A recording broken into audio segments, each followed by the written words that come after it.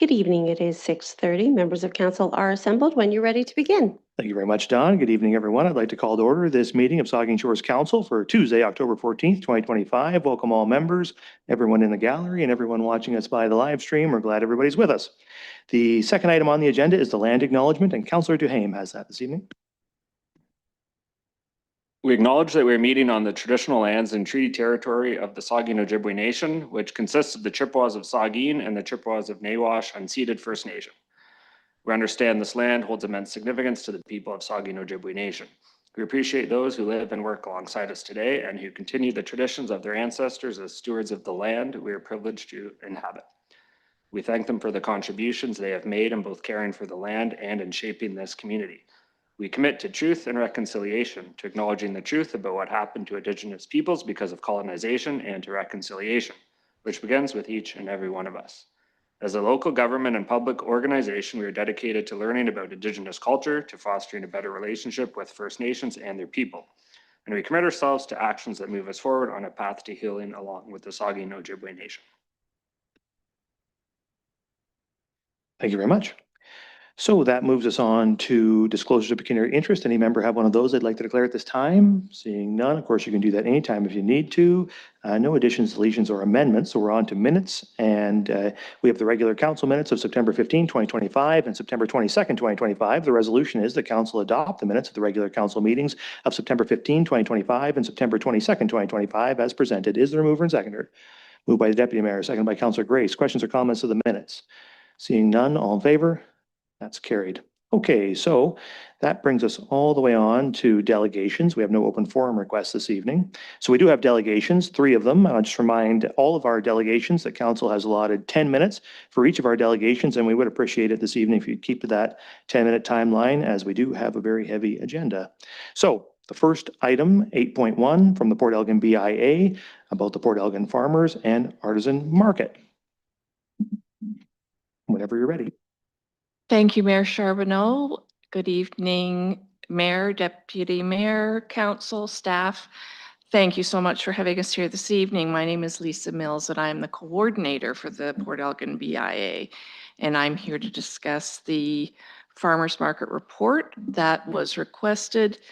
And it is indicating the growth of the market from 2023 to 2024, which was also the year that the market shifted from Coulter Parkette to the parking lot. And I have a little bit of information about 2025 as well. Before we get into that, however, I would like to let you know that the Port Elgin BIA now has a full board. Our new chair is Pierre Danini of the Queen's Bar and Grill. Our new treasurer is Steve Harris from Restaurant Rosina. Our streetscape chair is Melissa Good from Mensch and Casual Corners, and she is co-chairing promotions and events with Melissa Pettigrew from Turtle Crossings. And filling out our board, we of course have our council representative, Deputy Mayor Huber, and one other, we'll call her an at-large member, Jed Lamont, who is a local realtor and has recently opened a business front on Godrich Street. So that's our good news. Very happy to report we have a full and active board. Now, Port Elgin Farmers Market moved from Coulter Parkette to the parking lot at Green and Bricker Streets. There were many reasons for that, not least being able to grow a little bit in terms of numbers of vendors and comfort for attendees, visitors coming to do their Wednesday shops. Also safety reasons for vendors and visitors as well. All in all, it's been considered to be a really good move. Our attendance went up, we believe, from 2023 to 2024. In fact, we were not capturing numbers prior to 2024. In 2024, however, the town did geofence certain portions of Saugeen Shores, one area being that parking lot. So that means that parking lot had a little lasso around it, and anybody who had their location services on their devices on got tagged, which is great. It provides us with a lot of great information. What kind of device, where their IP address is, so that tells us where somebody's from.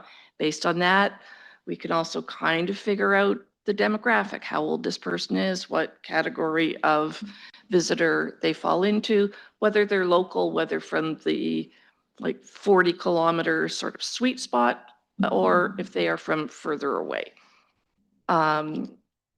So from 2024 to 2023 to 2024, we certainly did see an increase from 46% to almost 54% of visitors to the downtown area of Port Elgin.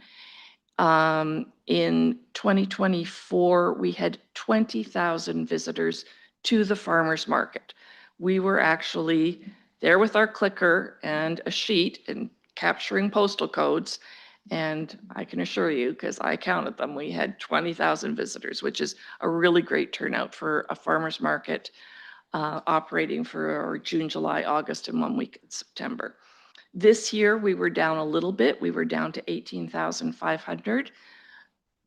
Generally speaking, anecdotally speaking, 2025 was a softer year for tourism and for business. Speaking with our local merchants and restaurateurs, it was a softer year. We noticed this certainly in Port Elgin. We're not even going to talk about Southampton. So down a little bit, but not so much. And we have plans for next year to stay at the parking lot. We think it's a great location. We this year had 35 seasonal vendors. That's a vendor who was there every week, and we had 33 daily vendors. So some people, for whatever reason, can't commit to the season, or they have a part of the season, so they come on a daily basis, and that fluctuates and changes weekly. Next year, we hope to have approximately the same number, almost 70 vendors, probably more seasonal vendors. A lot of our daily vendors this year have indicated that yes, they want to commit to the season because it's becoming known as a really good market. There are vendors ranging from baked goods to pre-made foods to handmade craft items to like woodworking items, metalwork items. It's a really nice variety. And I have to give full credit to market manager Shauna Harvey because she runs that show. She does all the setup, she does the layouts, she gets the vendors, she collects the money, and the BIA just reaps the benefits. As an aside and a little sneak preview, at Shoppers Night this year, we're going to have a mini market at Coulter Parkette. So we're going to have a little Christmas market. So that's something to look forward to. And the vendors from the farmers market were so excited, we actually had to say, we don't have room for all of you. So that's something to look forward to. The report indicates different types of visitors, different demographics for young families, families with school age and older children, and then what they call the happy medium, which is the rest of us 45 and over.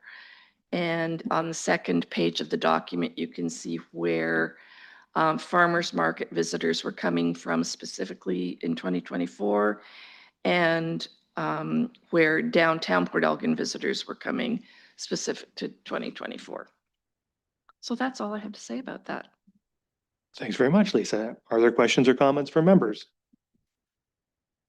The Deputy Mayor and then Councillor Davinsky.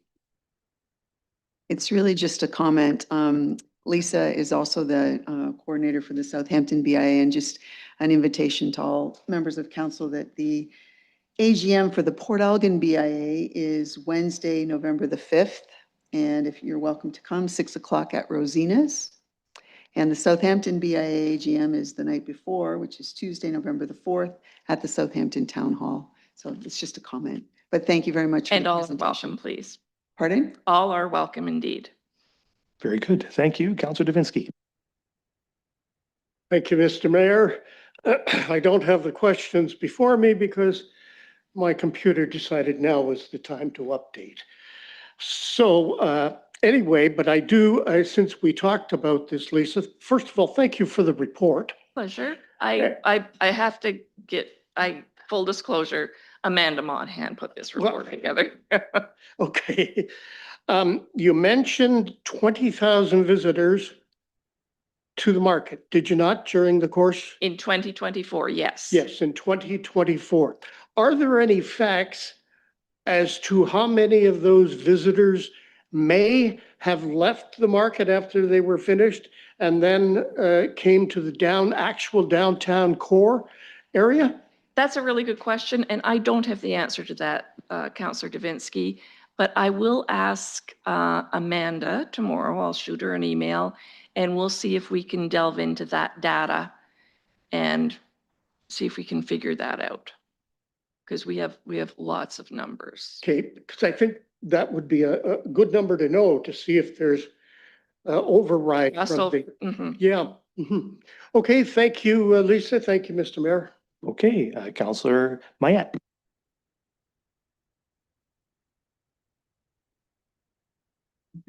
All right. Thank you, Ms. Mayor, and through you. I just a comment. I'd just like to say what a great job you guys have done with that market. I try and make a point of stopping by every time that I'm in town and when it's on, and I usually end up spending too much money in there, but I really enjoy it, and I'm glad to hear that it's on the upswing, and it's a great addition to town, and I'm really excited to hear about this Christmas market at Shoppers Night, and that should be exciting.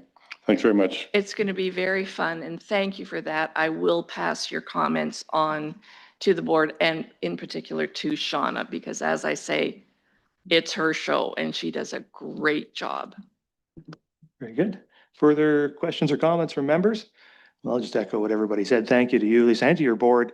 It's great to hear that the board is full and that you have, that's always a difficult thing with BIAs to get those volunteers from the business community to serve on that board. So the fact that the Port Elgin BIA has a full complement of board members really says something about the success of the organization, not just now, but going forward. And it sounds like, well, the farmers market is a great success, but it sounds like you have lots of other plans for other events and other successful things to do in downtown. The point is having events, whatever the events are happening in the downtown, bring people downtown and help those businesses to thrive. So the BIA doing that work is really critical to help our business community succeed. So we thank you for your work. Appreciate that. And as coordinator, I have to say, no one is more thrilled than me that we have a full board. I believe that. And we'll be looking forward to presenting our annual report in November during budget month. And telling you what we've done this year and what we intend to do next year. So thank you very much. Well, we will look forward to that. Thank you. Pleasure. Okay, so now we're on to our second delegation, which is from the Southampton Art Society, and they're here to talk about the budget. And Fred Kuntz is going to speak to us. Mr. Kuntz, whenever you're ready. Thank you, Mayor Charbonneau. Thank you, councillors, for this opportunity to present. We have a slide presentation, which was in your deck, so I'll just skip through the highlights quickly.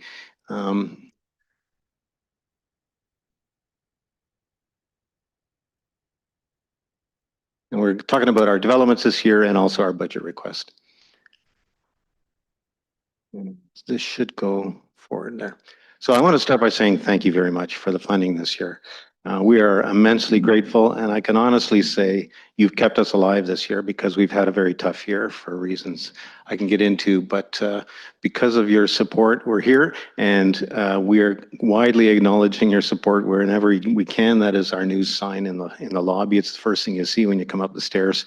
And we just had our gratitude gala. It was nice to see the deputy mayor there, and we take these opportunities to always say we're very grateful to the town. This is our agreement. We've signed it. We're just waiting for the town to sign it back, but it lays out our 14 deliverables to our town, our commitments to this community, the things we'll do, including, operating a free public gallery and operating an art school to the benefit of everyone here. I won't get into all of it, but our active work is to meet all of those commitments.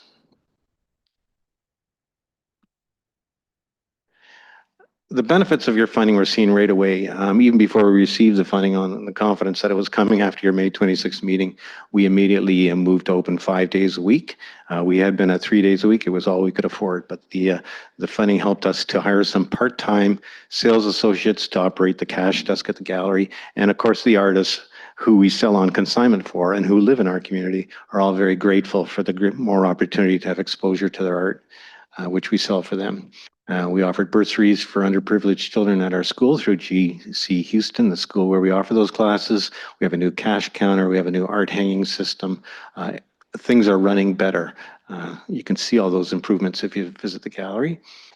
And I won't get into the detail. We made commitments prior to the funding of how we would spend the money, and we're living up to our commitments, and the details are there. And we'll have a more full report. Some of these are based on forecast numbers. We'll have a more full report after our year end closes December 31st, and we come to you in the spring with our annual report. The art school is a big commitment. It's, of course, how we started in 1957. This year, we offered 87 classes for adults and 71 for children. Some of those had to be canceled. We had a cold spring, and we've noticed over the years from experience that registrations really begin when the warm weather starts. That's when people start thinking about what they're going to do with their kids in the summer and so on. So maybe, I don't know the exact number, a dozen or so classes had to be canceled, but otherwise, we've had a full slate of courses this year. If you've never taken a course, and I've taken a couple of them, they're fun to take. New this year, our gift shop returned to the gallery. We used to have an office in that prime space, but it's a better place to display all the artisan works and jewelers and ceramics and cards and things that are affordable. Low-cost items tend to move more quickly than the big wall art, which of course makes more money for us. But in the picture there, you see Darlene McConaughey, who's here tonight. She's our center manager, our one full-time staff person. Also here tonight, by the way, is Dave Bollingal, our vice chair of the board. The other person in the photo is Neve Scalino, who we hired this year as our gallery coordinator. She's part-time 4 days a week, almost full-time. And she replaced Kavi Borakar, who went to work at the Trinity Theatre. Also this year, thanks to a Spruce the Bruce grant, we were able to replace all the artists' placards in the Gateway to the Arts. They were aging quite a bit, and now they're fresh with all new artists from our community, local artists on display there. They were all very excited to be a part of it. New in the gallery are murals in the front foyer. So the big splash was an idea of the staff to have an interactive mural where people could have a photo op. So you can stand on the stairs and pretend to be throwing a bucket of paint. And on the other side over the elevator, our history, the members of the group of 7 who are on our first board, and Alex Colville and our founder, Bert Henderson. Just a little bit of a interesting point of history for people to come in, and now there's something to see in the foyer. Really, you almost have to go to the gallery every month to see everything, because there's a new feature exhibit every 3 weeks in the room we call the Studio Gallery. Right now, it's the Shoreline Artists, the local group of artists, and their works on display. But coming up, we have our own Christmas market running November 20th to December 21st. We'll be open on Sparkles Night, like everyone else on High Street. It's a great place to find unique, one-of-a-kind gifts that are made locally.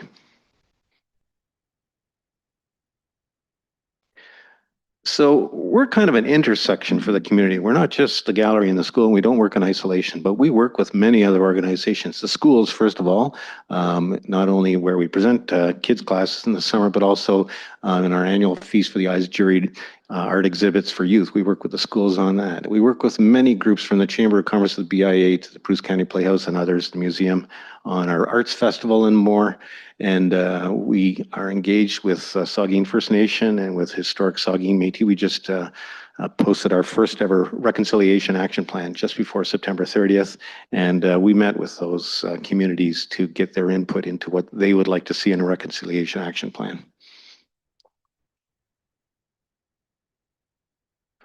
We had our first ever Southampton Arts Festival this year. I have to say it was a success. We're still working on the post-mortem report because we want to make sure that's right and share it with all the groups that participated. When I say hundreds turned out, it was probably thousands if you add up all the different events. It's very hard to get numbers. We don't have that high-tech geolocation going on all over Southampton, and we'd have to learn how to use it. But we're making suggestions to make it an even stronger event next year, and more to come on that.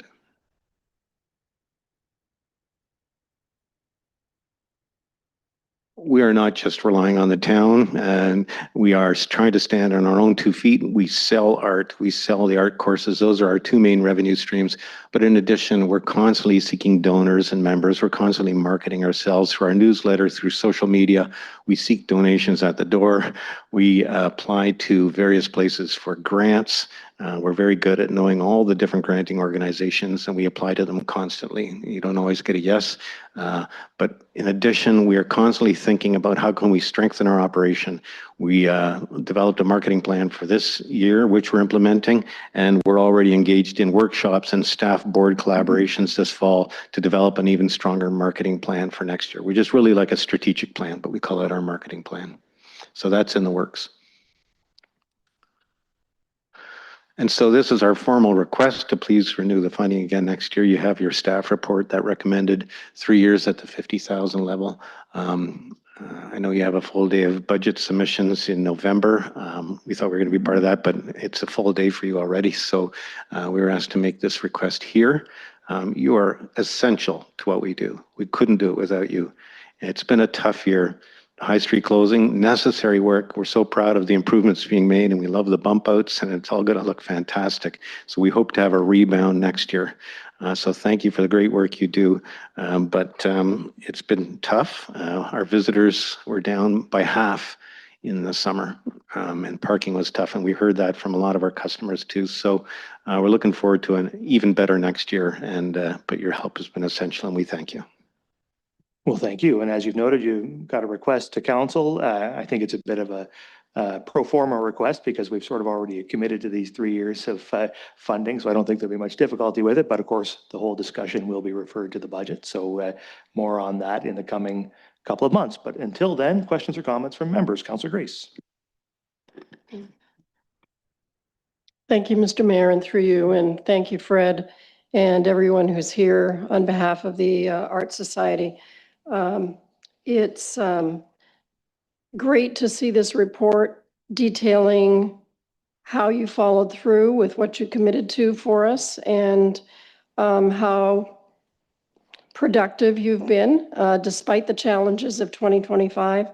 So I appreciate it. It's a wonderful focal point in downtown Southampton and for all of Saugeen Shores.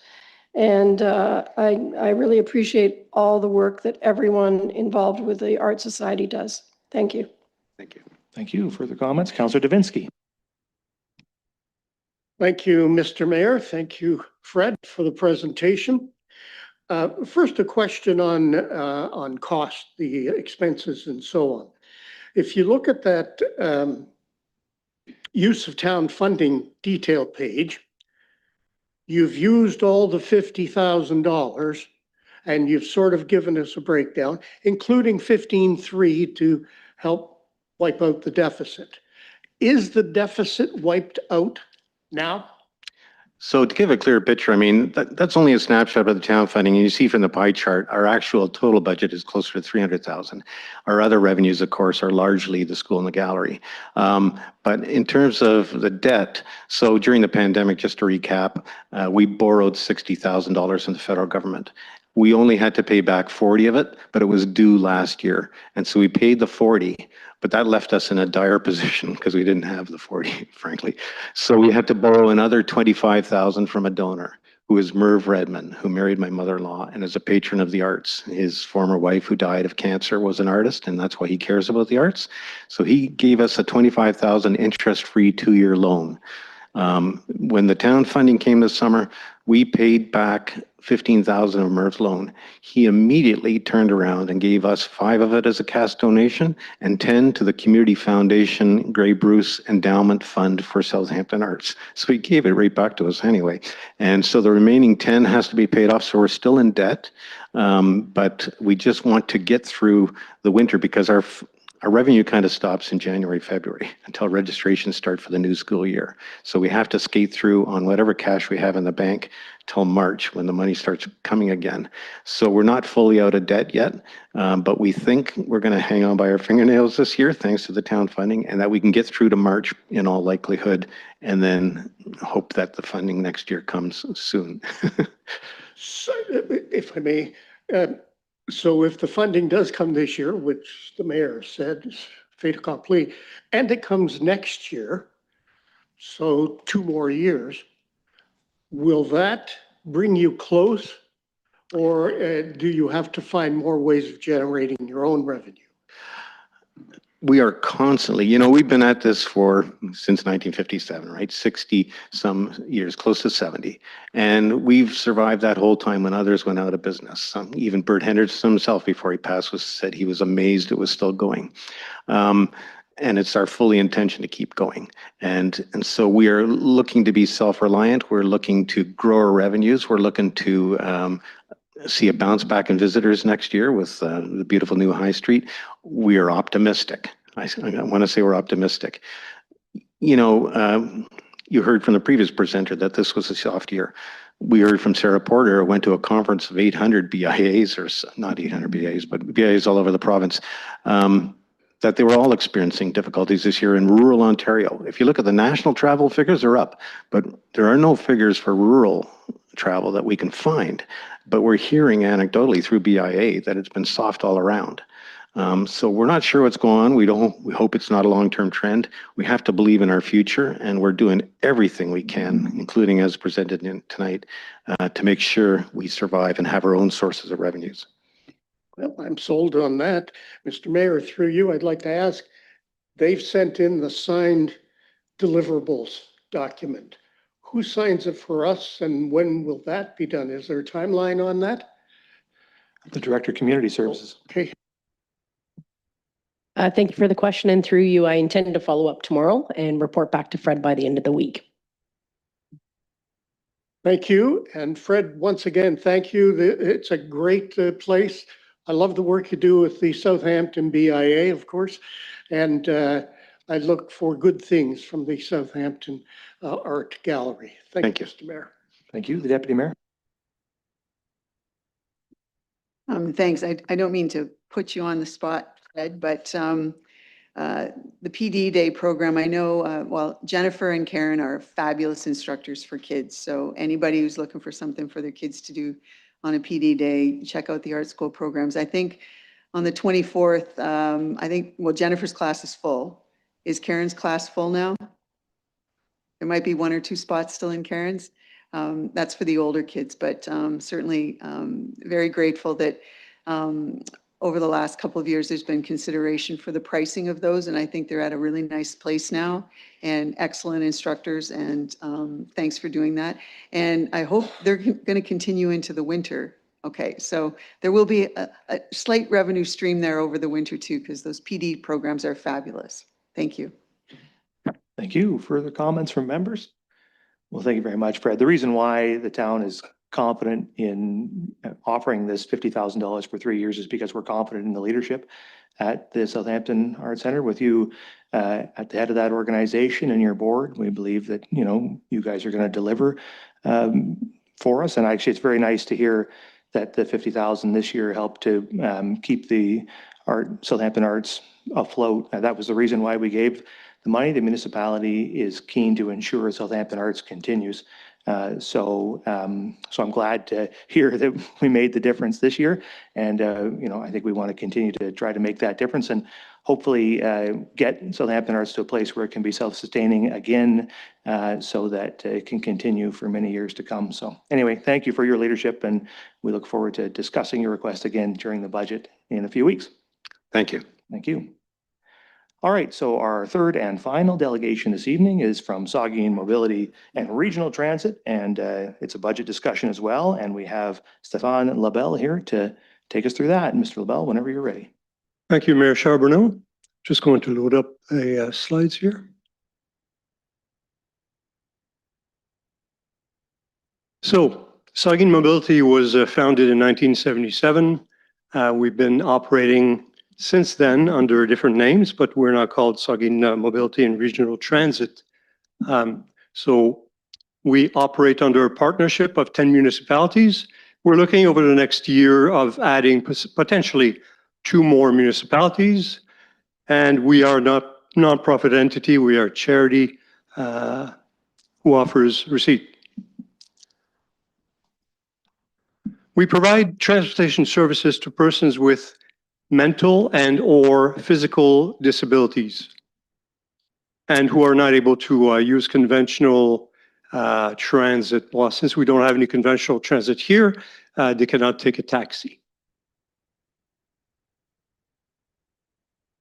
The governance of Saugeen Mobility is based on 1 director per municipality, and we used to have Councillor Grace last year, and we have Councillor Divinsky this year as part of the director team. Let me tell you, we operate a very tight organization because with 4 individuals to manage the organization, there are other transportation agencies that have way more staff. So we certainly are very busy. Our infrastructure is fully developed with a toll-free number, website, and email. We have 20 vehicles, 1 30-passenger bus, as well as the remainder of the vehicles as you see there. In 2025, we were able to add 4 6-passenger vehicles, as well as 8 new minivans that we were able to purchase in part because of Saugeen Shore's funding. So thank you very much for that. They replaced, for example, the minivans. They replaced old minivans that were 8 to 9 years old with over 300,000 kilometers on the odometer. So our clients submit their ride requests either through phone, email, or by visiting our website.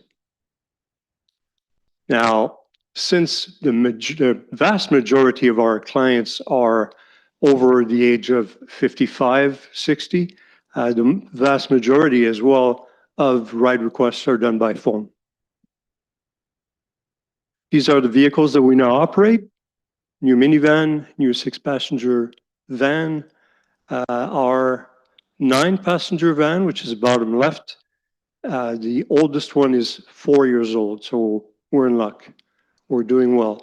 Our 30-passenger bus is 10 years old. However, it's only got 130,000 kilometers on the odometer, so it's in fairly good shape. So our budget is based on the provision of partner municipalities, user fees, and gas tax. The gas tax we cannot accept or we cannot receive until we are in a deficit situation. It's just a rule that the province has. So a revenue of $2 million per year. Our expenses are about the same. We normally have a deficit at the end of the year of about $500,000, and that is taken care of by the gas tax. We charge a minimum of $12 per ride, a ride being from point A to point B, and a return ride is called a second ride. Wait time charges of $24 per hour. 1 attendant can ride for free to help the client. So in 2025, Last year, we asked for $143,448 from Saugeen Shores. That was a 9.5% increase from the previous year. This year, we're asking for a 4% increase so that your contribution would be $149,000. And the reason for that is that we were increasing by 9.5% last year and by 4% over the next few years. That allowed us to buy the new vehicles. We have 386 registered Saugeen Shores citizens, 120 in 2024, took 4,361 rides. Now, looking forward, we have an aging population, and it is guaranteed that the paratransit services are going to be required for the population of Saugeen Shores and the population of the remaining Grain Bruce 10 municipalities that partner with us. There's also a transportation study that's going to start this month. And the aim of this study is to see about integrating all transportation services, conventional paratransit, within Grey Bruce, Dufferin, and Wellington counties. Within the 10 municipalities, Saugeen Mobility already covers over 6,000 square kilometers, which is the highest in Ontario and actually the highest in Canada. If we integrate Wellington and Dufferin counties, we're going to double that to over 12,500 square kilometers. It is a huge area, and this transportation study is going to look at what are the resource requirements to make this work. And the aim would be for September 2026 for an organization, a company, to take over all transportation on behalf of the 4 counties.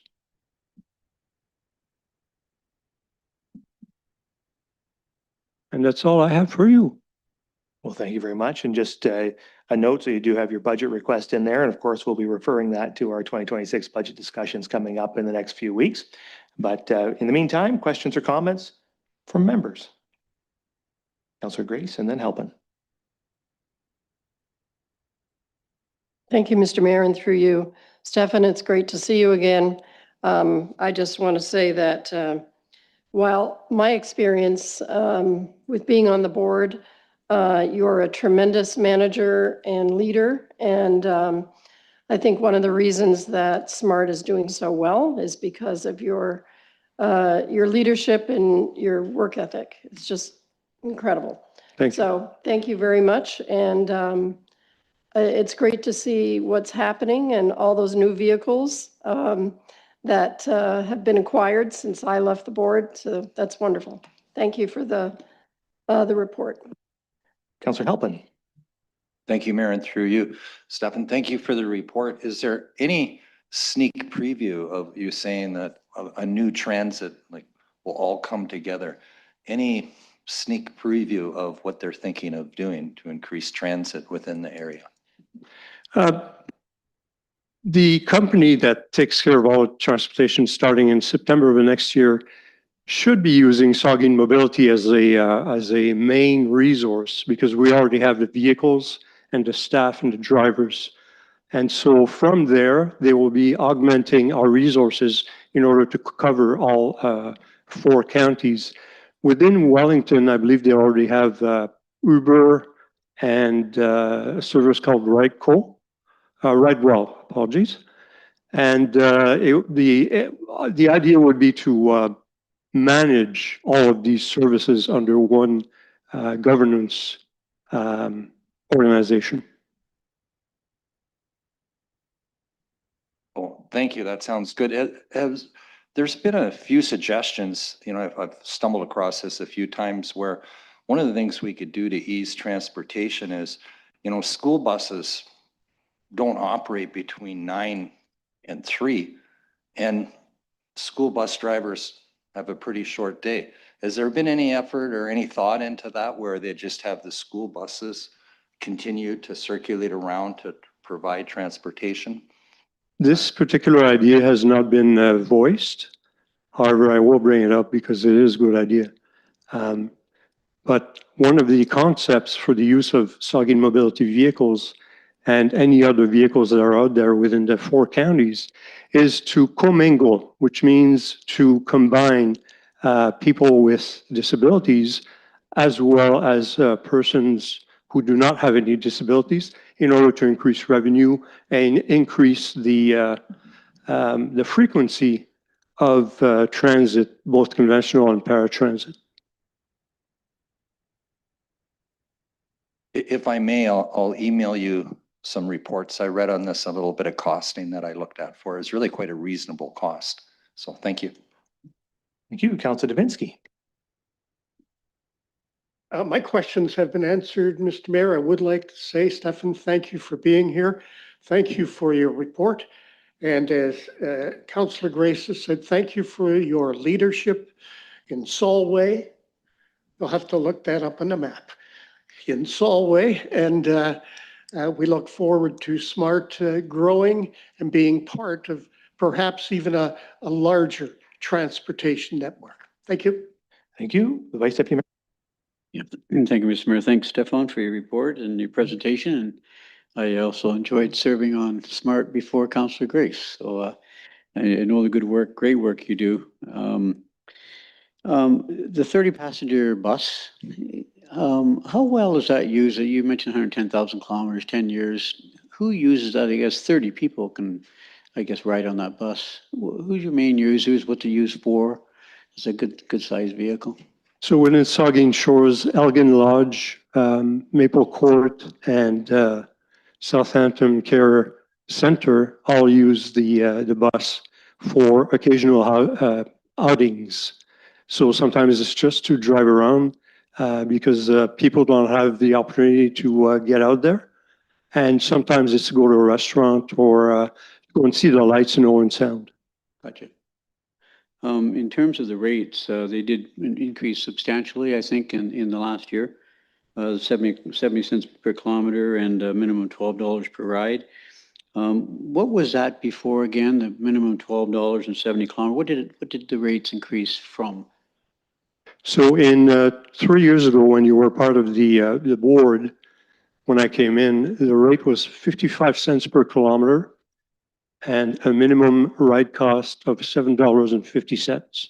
And as a follow-up, how's that going? Are the numbers up? Are they down? Are they neutral? Like where are your numbers at with those rate increases? What are you seeing? So for the last 3 years, we've had constant increases in the overall number of rides. Within Saugeen Shores, last year, or sorry, in 2023 compared to 2024, you had an increase of 10% in rides. And we expect this year to also potentially be an increase. But, you know, that increase in rates does affect the ability of low-income individuals to pay for the rides. I guess that's where I was leading to is the affordability for some of the users. And I read where we have 386 residents registered, but only 120 of our registrants from Saugeen Shores use Smart Transit. That was surprising to me. Do you think, I guess it's hard to quantify that number in terms of 386 and 120 use it. In terms of affordability, do you think we've lost some? Did you say we're up 10% even with the rate increase? In Saugeen Shores, yes, 2023 compared to 2024. So those 120 users are using it more. You have 260 residents who are not using the service. Correct. Do you think any of that can be attributed to the rate increase? It's possible. I can say also that within Saugeen Mobility as a general organization, we have 1,500 registered clients. And in 2024, about 650 of those 1,500 used the service. Gotcha. My last question is in terms of conventional type transit. Owen Sound, for example, has conventional buses on the road. We used to have a bus go from Port Elgin to Southampton in summertime. That was well used. But I'm just wondering, there are times where you see that your buses, your vehicles with one passenger, two passengers, sometimes no passengers. I guess if you're able to, ever to pick up passengers with no disabilities, no mental health issues, I guess the whole criteria around funding would change, correct? Because you get the funding from the province based on it being a mobility transit. Is that correct? That's correct. So there's no way you can add passengers, the one going to Owen Sound, for example, you can't add an able body or able bodied persons onto that transit, can you? From my discussion with other transportation agencies, they actually are able to include the persons without disabilities in their numbers, which means that if we go up in number of rides, we would receive a little more money from the gas tax. So you're saying that people that have, that don't have disabilities, mental health issues, you're saying they could, like if you have a ride going to Owen Sound with one passenger in a 12-passenger van, that people could piggyback on that ride to Owen Sound? Yes. Well, Is- that's the aim of the study. Okay. Yeah. Thank you. That's all. Further questions, the Deputy Mayor? With regard to the question about the use of the large vehicle, there was a very happy group from Hampton Court made a trip about a week and a half ago to a restaurant in Port Elgin for lunch, and it was the smart bus that was making that possible. They were very grateful. Good, thank you. Any further comments or questions? Well, thank you, Mr. LaBelle, for the presentation. Saugeen Shores has always been a really proud member of SMART for many years now, and certainly I'm sure our desire is to continue to be part of SMART, and it's good to see SMART being part of this regional transit work with the 4 counties. I think SMART brings, as you said, something really important to the table in those discussions. It's important to note that we're doing a study now, and that study is being done with provincial grant dollars, right? It's over $1.5 million or something in a provincial grant to do that study. And that's just the study. So to actually implement the solution that you're talking about, which is something I think everybody desires to see, is going to be a very expensive proposition, almost certainly. And so every time I hear a presentation on this, I just note, and we'll note again now, that we will need the provincial and federal governments to come forward with stable, consistent funding to make that solution, whatever we come up with next year, possible.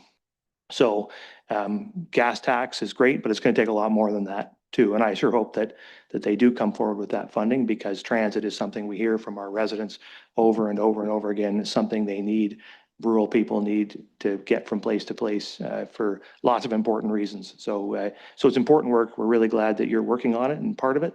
And we certainly hope that solution comes about next year and we get the support from upper levels of government to make it happen. Absolutely. Yeah. So thank you very much. Thank you. Okay, so now we're out of our delegations and moving on to reports of municipal officers and committees. First one is 9.1, Blue Water Lands Proponent Selection and the Manager of Planning and Development. Yes, thank you, Mayor. I'm very excited to introduce the proposal to you here and to recommend the selection of Tim Welch Consulting Inc. and his team to design and construct affordable housing on the town-owned lands at Bruce Street. More than a year ago, about a year and a half ago, Council adopted the Affordable Housing on Town-Owned Lands policy. It's attached to the report.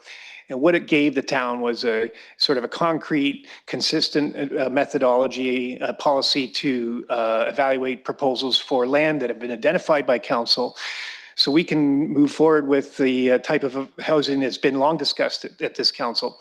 And so along with that, and earlier this year and in the business plan in June, town, using the policy as a guide, issued a 2-stage request for proposal at the Blue Water Lands. I guess they're more commonly, are described as 8.5 acres that were set aside in the Blue Water subdivision at this sort of west side of Bruce Street, at the south end of Bruce Street. The policy, before we get to the proposal, was used to evaluate the submissions on with a number of factors. One is the optimization of land use planning objectives. And the second is a percentage of proposed housing use which meet affordability parameters. Also looked at the type of affordability. Was it for low income or moderate income households, or both? Would it also support other special needs housing? We wanted to look at urban design. We would make sure that this fit in with the community. What are the costs to the town? The developments may be expensive, and are there any other asks? How long would the commitment for affordability be? What's the competency of the proponent? This is key in a lot of these, but in particular this one, because this is kind of like a unique type of proposal we're asking for. What partnerships with local service providers might be there, and then how long it's going to take to get under construction and then actually be operating. And so what we did is we issued the RFP. We gave respondents 1 month. We had 20 plan takers, two respondents submitted proposals, and one provided the additional information we followed up on in the second stage, which was a functional servicing brief, which is just some preliminary engineering information to make sure that the proposal fit with the actual physical needs of the site. So what we received and what's being presented is, and I'll just go through the content briefly, is a 2-acre municipal park designed with the following amenities, at least subject to further consultation: a butterfly meadow, playground, outdoor ice pad, food forest, community garden, and to retain the existing treed windbreak, which is unique in the proposals. Secondly, and the primary reason is affordable housing development of 140 or more housing units of various types in a medium density setting. Buildings include low-rise apartments and townhouses. All units qualify for affordability parameters for both moderate and low-income households, and at least for 50 years, as noted in the proposal.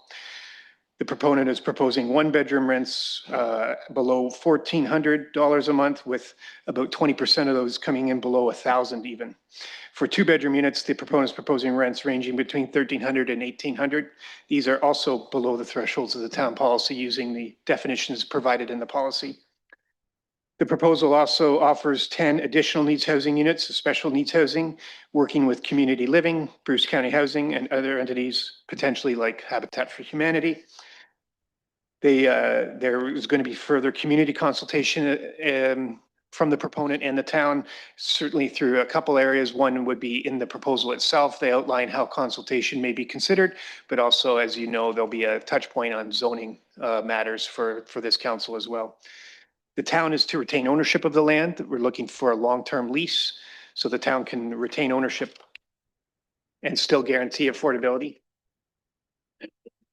There's a request for some funding by the town in the amount of $450,000, and that's to help with consultation with any studies, the approval processes, and potentially if there's money left over with the actual cost of the project, the physical costs. And occupancy in late 27, early 28.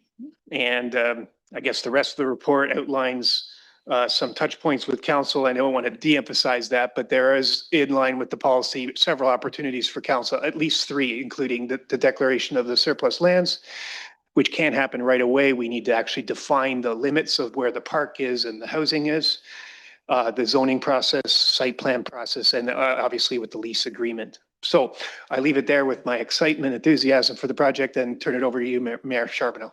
Well, thank you very much. So the resolution is that council approve Tim Welch Consulting Incorporated as the selected proponent to design and construct the town-owned Blue Water lands located at 374 Bruce Street, Port Elgin. Is there a mover and seconder for that resolution? The deputy mayor and the vice deputy mayor. Any discussion? Start with the deputy mayor, Halpin, and then Grace. Thank you, and through you, in your report, you express great confidence in the company that's being presented.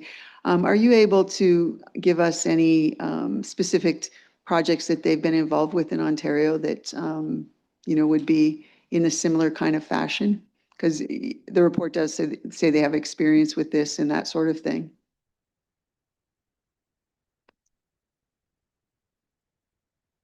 Yeah, yes, certainly. I mean, that was one of the factors made this proposal attractive for the town, and that the particular designer, or the lead proponent, Tim Welch, is the one that responded. But they have partnered with Margaret Lawrence Housing Cooperative, which is a large housing cooperative operating in Toronto and the rest and other parts of Southern Ontario, and construction company. I've forgotten the name of that one, but Tim Welch, established in 2003 and worked under the using the Green Municipal Fund in a variety. Oh, I got the wrong page out. This doesn't tell me anything. So.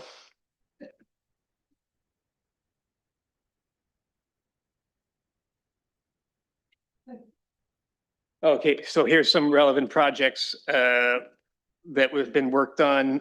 Have I got the right page? I probably. Yes, I want to make sure that there's projects in Cambridge, housing in Cambridge at 195 Hespeler Road, which was a 6-story building close to Hespeler Road with 55 affordable rental units. It's a 25-unit project in Kitchener recently in 2023. And the third one given in this page that I'm looking at was a 2021 project of 8 stacked townhouse units, cooperatively operated again in Chatham. And these are just 3 examples they provided in their proposal. There are others, but I just grabbed the first page. Helping, and then Grace. Thank you so much for this, Jay, and I'm really excited about this, and I'm glad to see this advancing. So there'd be opportunities also for working with Habitat. That's good. What about working with Bruce County Housing for geared to income and rental and things like that? Thank you. Yes, the proposal outlines potential opportunity to work with Bruce County Housing with rent geared to income to be used of the town's supported subsidy as well. Those discussions are really early. Some preliminary chats with the staff at Bruce County Housing, but nothing in a formal way yet. Councillor Grace, then Davinsky, then Mayette. Thank you, Mr. Mayor, and through you. And thanks, Jay. It is an exciting report for a lot of reasons. It's a wonderful illustration of the impact, positive impact that the Housing Accelerator Fund is having. Another support for that. Just giving us those details about the rents and how it's, I guess, well below the town's policy thresholds for affordable housing. I loved the details of the park, the butterfly project, the outdoor ice pad, the food forest, community garden. It's, that's great stuff. I had a question that sort of, and I didn't send this in, so I don't know if you're prepared, but I was kind of interested in, you mentioned that the score for Tim Welch was 126 out of 160 possible points. And because the other group didn't choose to go on to the second phase, how does that stack up in terms of a comparison with other projects like this? Is that score, which is about 79%, is that considered to be pretty good, or is that just kind of average? Do you know from? Well, I certainly can't compare it to many projects. This is the first time that policy's really been applied. So I'm glad you didn't ask me to calculate the percentage, but I would say they scored exceptionally well. Was not expecting this because we didn't know how much of this proposal or request would get out to the broader construction community. And we were pleased to have a response from someone with the track record that Tim Welch company has. But they scored highly in almost every area you can imagine. And that's not to say that I could tell you where they scored poorly. It's just we developed a policy to ensure that the type of housing we got was the type of housing we needed in the town. Affordable over a long term with good builders, designers. It fit in with the community, et cetera. So that's a reflection in the score as well.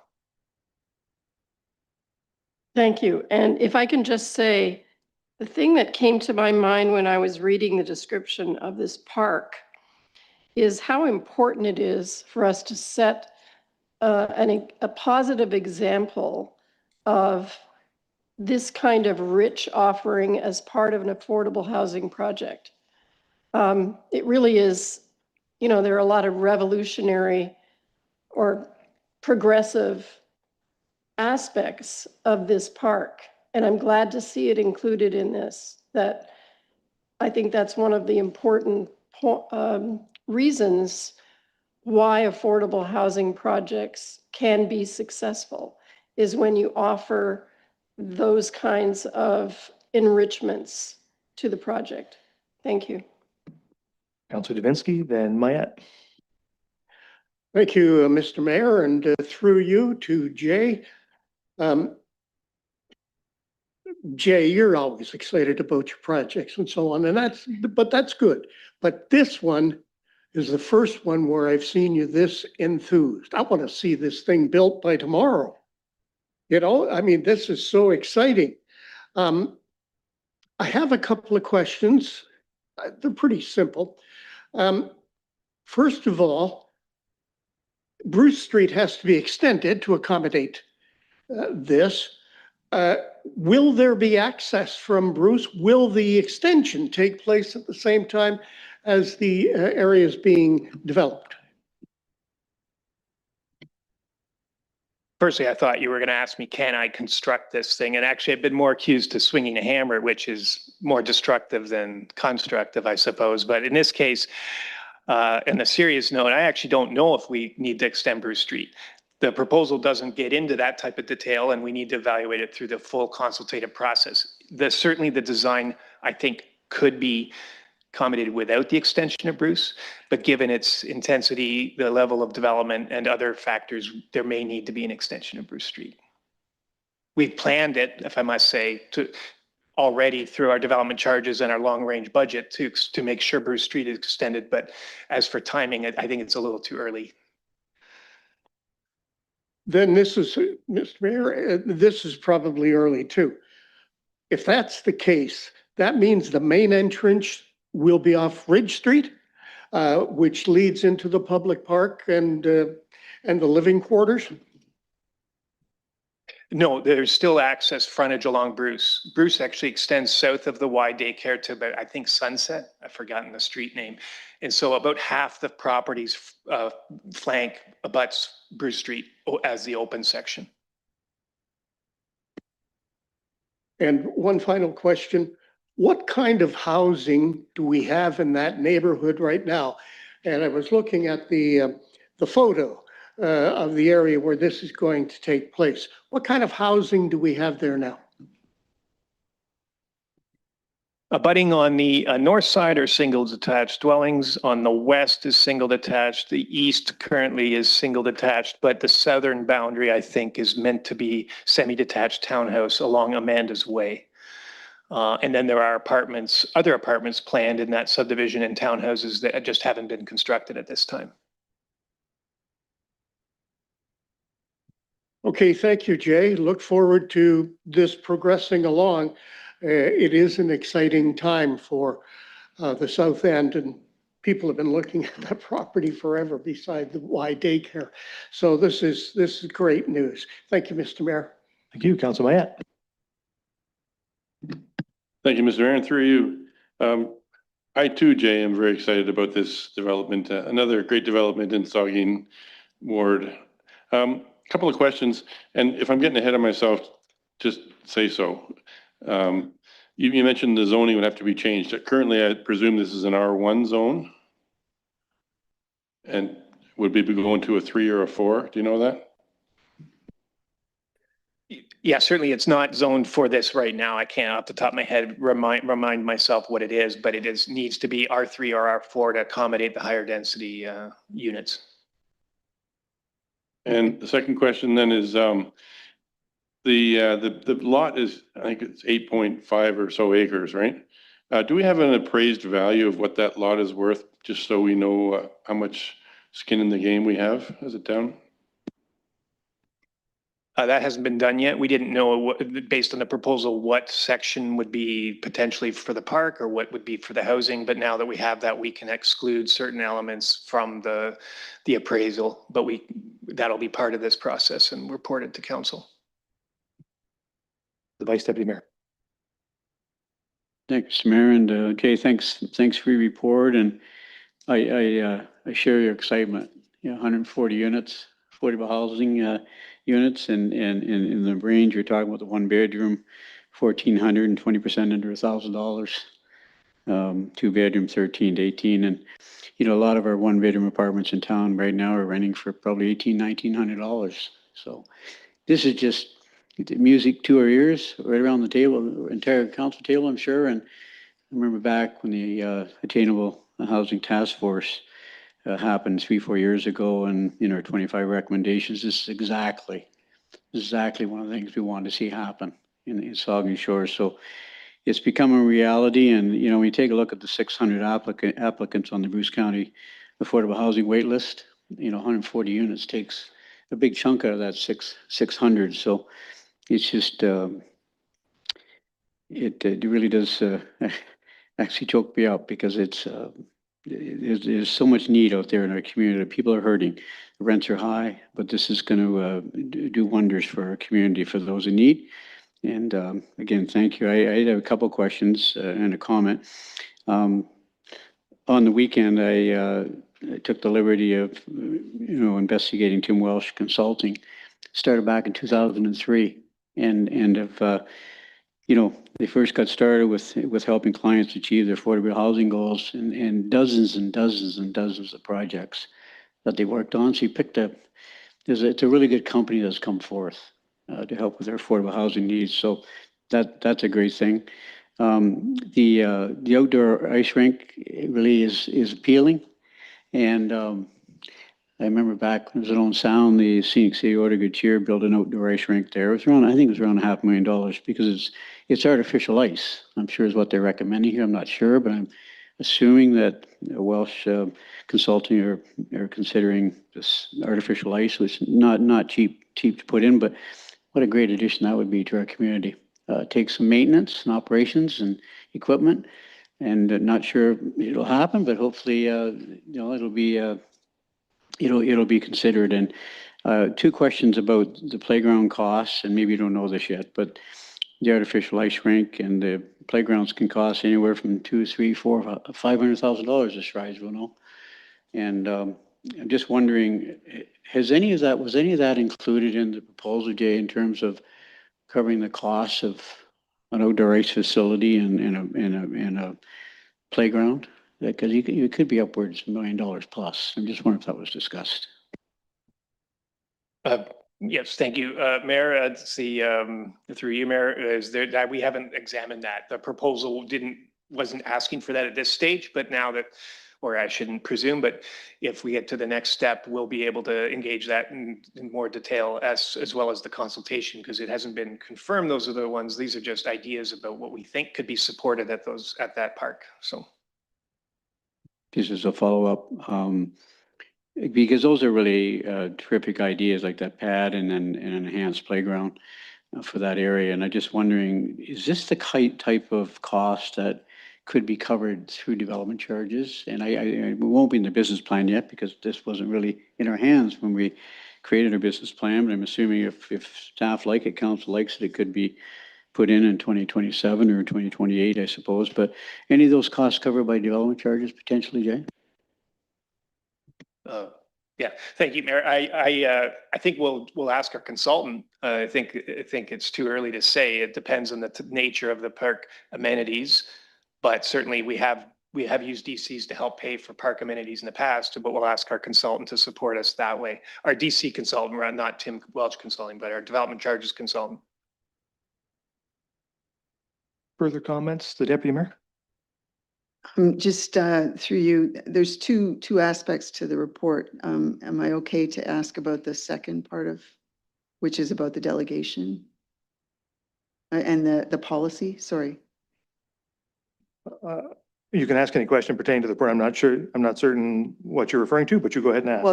We had two reports in this one item. So the second one was about some updating of the policy. Do you want to vote on the first part first? There's only one recommendation. Okay. I read it. It's Okay, moved in second. then I'll just ask the Go question. ahead, yeah. There is a separate report within this item that is about the policy that we put in place. I just want to understand completely, because it wasn't clear to me what, we had quite a lengthy discussion about this when it first came up, but I think what we're being asked to do here is to amend the policy to include another element in the scoring, which enables greater attention to potential for partnerships. And the other one was to add in some language indicating a preference for whatever would come of some activity with this policy. The intention, first and foremost, was for the town to retain ownership of the land, but there might be opportunities that maybe there would be a question in a different direction. Is that the two things that are different or have been added to this policy? There's nothing else that's been changed from when we did this back in February. The CAO will speak to it. Thank you for the question, and through you, Mr. Mayor. The attachment to the report tonight is the policy that was adopted in February 2024. It was attached to the report as opposed to linked, just because we had some complexities with providing the link in the report, which is our normal practice. So there is only one report tonight, and it is about the proponent, Tim Welsh Consulting, and approving them as the proponent to move forward. So there's no recommended changes to the policy framework. It was included in particular so that council could see the last page, which was page 7 of that, which showed you the process flow for this policy framework to allow you to see that council is going to be involved, as Jay mentioned in his overview, 2 to 3 times more in the decision-making process as this moves forward. My bad. I read it as we were being asked to adjust, and I couldn't. That's why I was like, is it the only thing? Because I couldn't see where it was different. So that's why. Thank you. Yep, no worries. Thank you. Are there further comments or questions from members? I just my one comment is one word: spectacular. This is a spectacular thing, right? 140 affordable units. That will be on town, that continues in the ownership of the municipality, so that we can ensure its affordability for 50 years at least. And it also, contains a lot of other really great provisions, including that parkland that Councillor Grace spoke about. It's a kind of a model development, I think, in a way, showing how, I think Councillor Grace put it well, in terms of showing the municipality being a model for how, we would like to see subdivisions developed in our community. So using this as a way to do that as well. And it's also important to note that all of this, 140 affordable units, all being done with the support of the Housing Accelerator Fund. So the municipal upfront cost, which was, I think, around $450,000, that's being funded by the federal government. So the Saugeen Shores taxpayers don't have to be on the hook to produce this affordable housing either. But I mean, if you think about all the affordable units, like truly affordable units that have been created in the last many years, 140 surpasses that by a massive amount, right? So that is a major step forward for us, made possible through this surplus land policy and through a lot of hard work, I would say, by our development services team. And I really want to say thank you to all the folks within development services for the work that you've done to get us to this point. And a lot of work left to do. But the other nice thing is this all comes online early in 2028, according to this proposal. So, we're only a couple of years, really. That's a pretty quick turnaround too for a project of this magnitude. So as I say, we have a lot of work to do to make sure that that promise is fulfilled. But I have a lot of confidence in our team here that they're going to be able to pull that off. And it sounds like we have a great developer here in Tim Welch to work with us there. So, just another major milestone in our affordable housing, work on affordable housing in the town. So thanks to everyone for making it possible. So you've heard the recommendation. It's been moved and seconded. I'll ask all in favor. That is carried. Thank you. Okay, so now we're on to 9.2, which is town-owned property and private property tree bylaws, and the planning policy coordinator, Kristen Sears, has that report.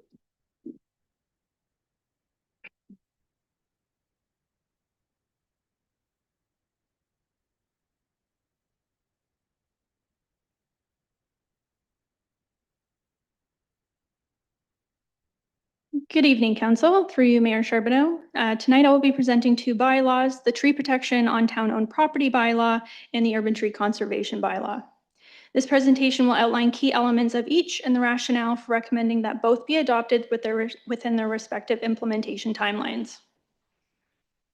We will cover background and strategic context and highlights of both bylaws and next steps for implementation. So these bylaws stem from the Urban Tree Canopy Plan, a recommendation of the 2022 Environmental Stewardship Ad Hoc Advisory Committee.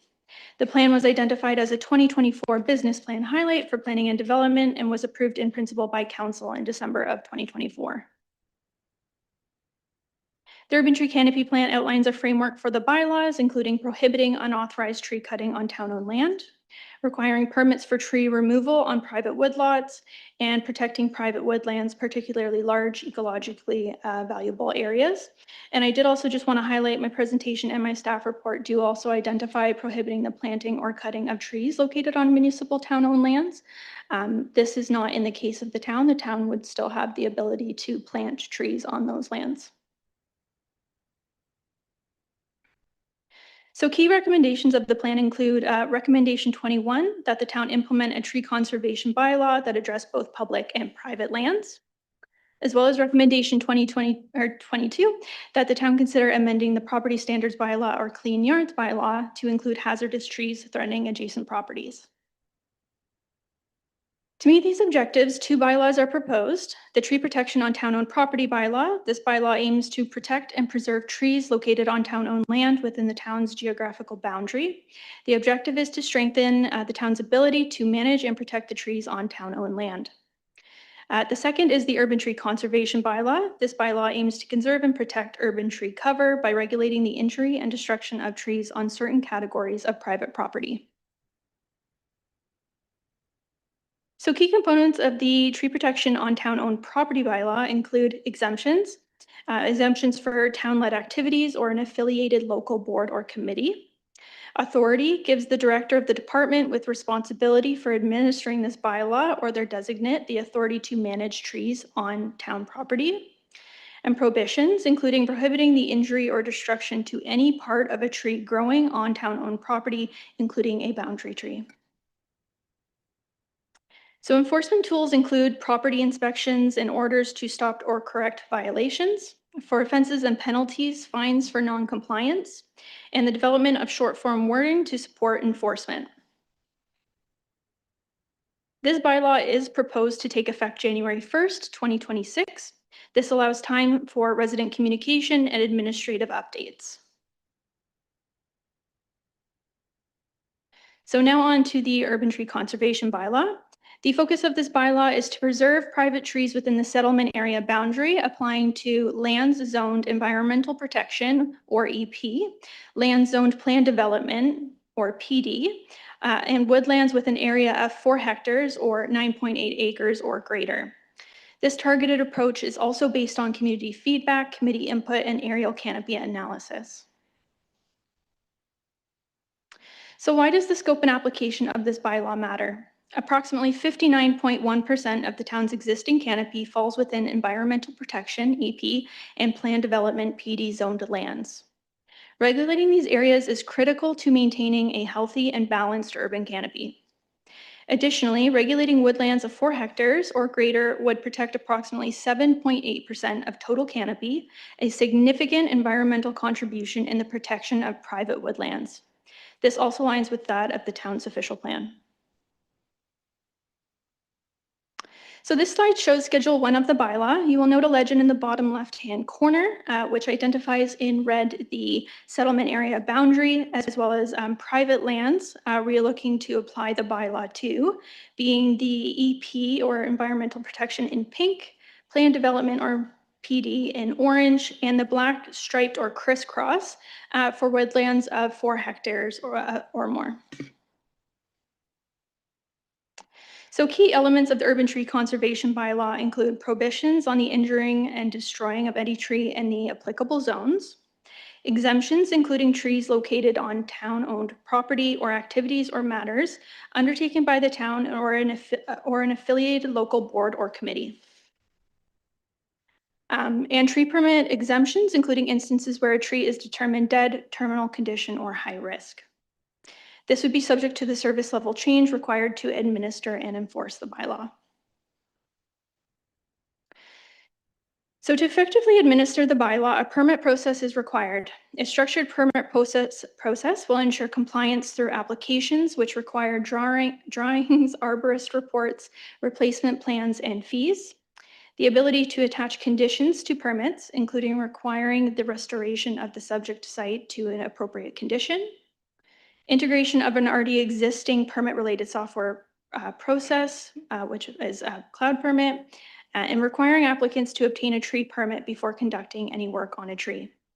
This process brings transparency, accountability, and due process for property owners. This would also be subject to the service level change required to administer and enforce the bylaw.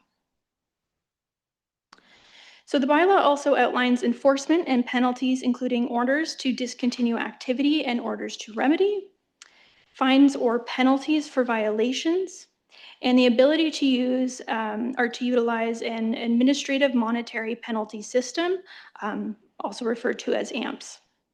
This would be subject to the service level change required to administer and enforce the bylaw as well. Fees and charges are also proposed, and staff would advance for council's approval changes to the town's fees and charges bylaw. This would take effect in April 2027 to coincide with the implementation of this bylaw.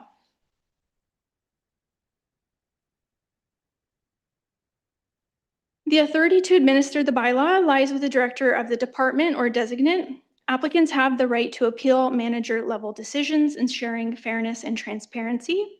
This would also be subject to the service level change required to administer and enforce the bylaw. It is recommended that the urban tree conservation bylaw not come into force and effect until April 1st, 2027. This allows staff the time to hire the necessary staff, finalize implementation tools, and prepare the public of new requirements. So both bylaws include a replacement tree schedule, which can be found in my staff report. Replacement trees apply in instances where a tree has been removed. The schedule outlines the required replacement tree ratio and the corresponding fee if replacement trees cannot be accommodated. Fees support the town's tree reserve fund that will be dedicated to the replanting and canopy enhancement in the town. So what's next? The town tree protection bylaw can be enforced with current staff and resources. Urban tree conservation bylaw requires a service level increase, including the hiring of one additional full-time position. If the position isn't approved in the 2027 budget, the bylaw will not be enforced. Delayed implementation of the urban tree conservation bylaw until April 1st, 2027 ensures we are fully prepared to administer and support the bylaw effectively. In conclusion, both bylaws are key tools to protect and enhance our tree canopy, which is a critical natural asset. Adopting them now with staggered implementation timelines positions the town for long-term environmental and community benefit. That concludes my presentation, and I'm happy to take your questions. Thank you. Thank you. So there is a recommendation that council approve bylaw 95-2025 being a bylaw regulating tree protection on town-owned property to come into effect on January 1, 2026, and that council approve bylaw 96-2025 being a bylaw regulating urban tree conservation to come into effect on April 1, 2027. Is there a mover and seconder? Councillor Grace and Councillor Halpin. Discussion. Councillor Stack, and then Halpin, and then Grace. And apologies in advance, I didn't get to send these. I was just with respect to the private property, the permitting process, I guess a couple of just practical questions. Do we have criteria for the base upon which we wouldn't approve a tree removal? That's question one. Through you, Mayor Charbonneau. So sorry, in an instance where if someone is looking to remove a tree on private property, why it wouldn't be approved? Yeah. In an instance where a tree is not permitted to be removed on private property, sorry, just one second.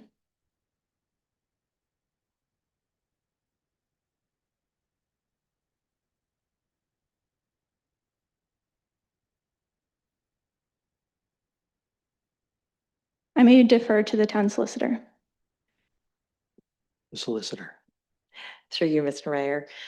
In response to that question, you'll note that in the bylaw itself, section 8.8 does give reasons that a permit can be refused. So there's a number of reasons outlined, A to H, but it could be, for instance, in E, a person or property will be adversely affected.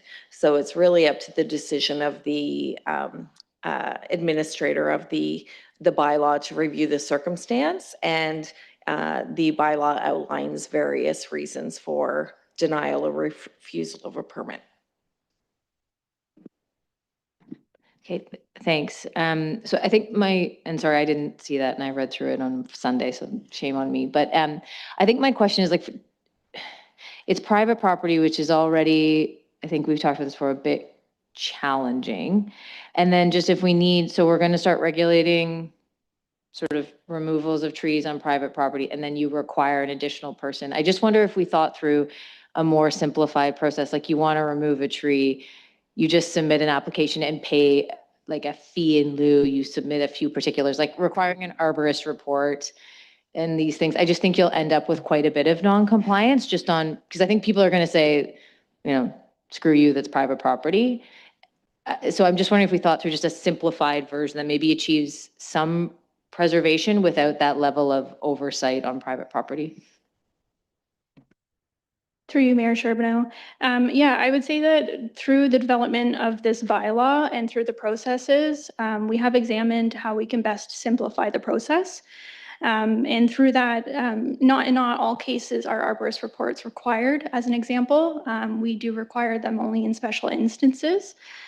So I think we have condensed the bylaw to specific zoned lands and wooded areas. And I think by addressing those larger lands and those areas that we're more familiar with being the PD and EP is ultimately a more simplified process. And also giving us the extension or the delayed implementation of the bylaw gives us that time to further examine the process before it's implemented. One more. Okay. So maybe I'll just rephrase it more of a statement then. And sorry, I did review the refusal process. I think I'm concerned that there's a lot of leeway, and I think I'm worried about uniformity in application. And I just maybe caution around, I'm not particularly comfortable pre-approving a bylaw before we have the funding. Maybe it's from a procedural point, I'm not sure why we would approve that I don't know why the motion isn't bring it to council for funding for the person in 2020, I guess for 2027, and then that's the basis upon which we make the decision to approve the bylaw. So that's one more question. The CAO will speak to that. Thank you for the question, and through you, Mr. Mayor. We appreciate that this is a service level change that council is contemplating, and so we've been tried to be very thoughtful of coming to council to have these conversations, and council's conversation with staff when the plan came forward, probably pardon me, I can't remember the date exactly, really influenced what the bylaws in front of you look like tonight. And so we wanted to, again, take that incremental step in bringing the bylaws forward, but allowed council to consider the details of the service level increase, which we haven't finalized yet. Like, we haven't worked out all the details, but sort of every time that council takes a step forward, it strengthens or sends a message to staff. We want to hear your opinion or how you're going to work on that next piece. So we don't want to spend 2 years worth of work to hear you say, we're not interested in it at all, I guess is the blunt way to say it. So we're trying to incrementally bring the approvals forward to you. Okay, and again, like, I'm not suggesting it's not a good path forward. I just think we know the challenges we're going to hear from the community. So some of my comments are just trying to understand the process and whether we've sort of assessed the sort of most streamlined way to do it. So thanks. Okay, thank you. So I think I had Halpin and then I had Grace. Thank you, Mayor, and through you. So to clarify things a little bit, first of all, Kristen, thank you for this report. And Councillor Grace and I worked on this in the ad hoc environmental committee. And so we've been involved in it quite along. But you know, there's two separate bylaws, one for town property, one for private property. Okay, so really permits aren't required for the most part in the settlement area unless it is planned development. Like a guy's gonna do a subdivision and that's why he can't go through and clear cut it before he gets approval. You can't cut a tree in EP land and you can't cut a tree or you can't have a plan. You have to have a plan for over 8 hectares. But we're not requiring people a permit to cut a tree down in their backyard. Is that correct?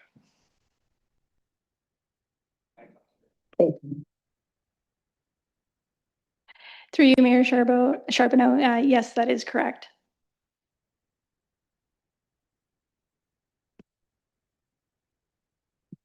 Okay. Okay, so with that scenario, it isn't a really complicated thing for the public, I think, to wrap their heads around. Is that we're not saying you can't cut a tree down in your backyard if you feel you need to do that. We'd like to discourage people. We'd like to encourage people to keep trees, but we're not going to be policing people. We're not going to be going in your backyard telling you what you can do. We're really protecting environmental areas, environmentally protected areas, big woodlots, and planned development. And I can think of a couple cases in the past with planned development where they were supposed to go in and do a couple boreholes, and they had to cut trees down for that. Well, they cut the trees 66 feet wide and 150 feet deep into it. And this would stop things like that from happening. So I'm very much in favor of this aspect of the tree bylaw. So I'm very much in favor of this. My only concern is if there is a way we could see how much, if we could do a trial on it to see how much extra work this puts on staff for the amount of permits that are going to be coming in, because we don't know how many permits are going to be coming in. Just wait, I had one other.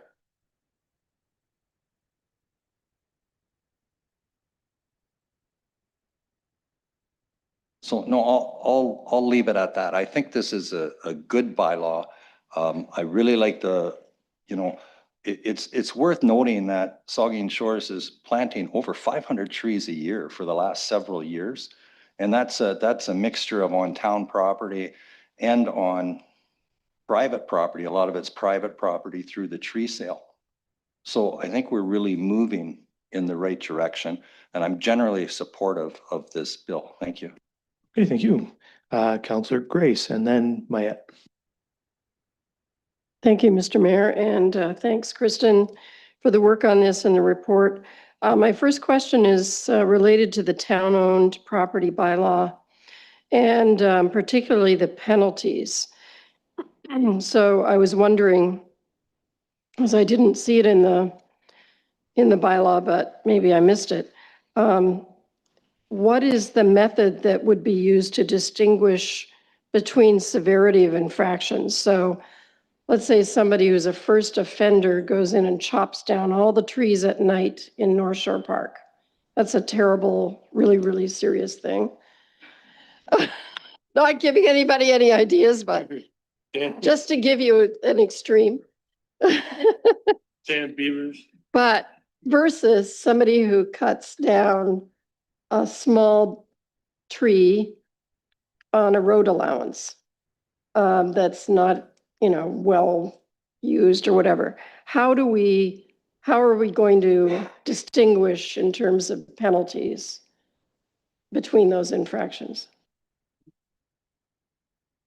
Through you, Mayor Charbonneau. And I hope you don't mind, Councillor Grace, with me sharing the response I had provided today, just for consistency purposes.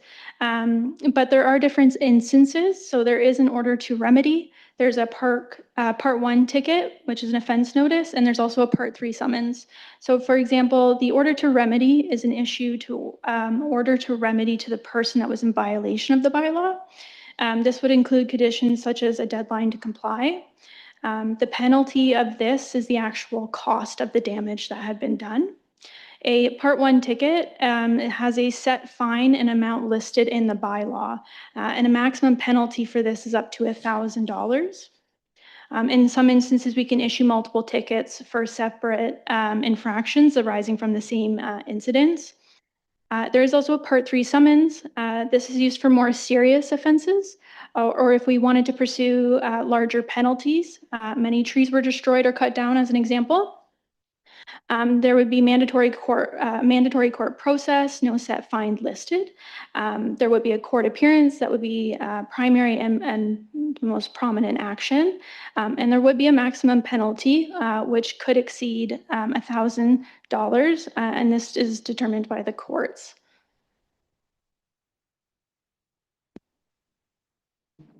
Okay, thank you.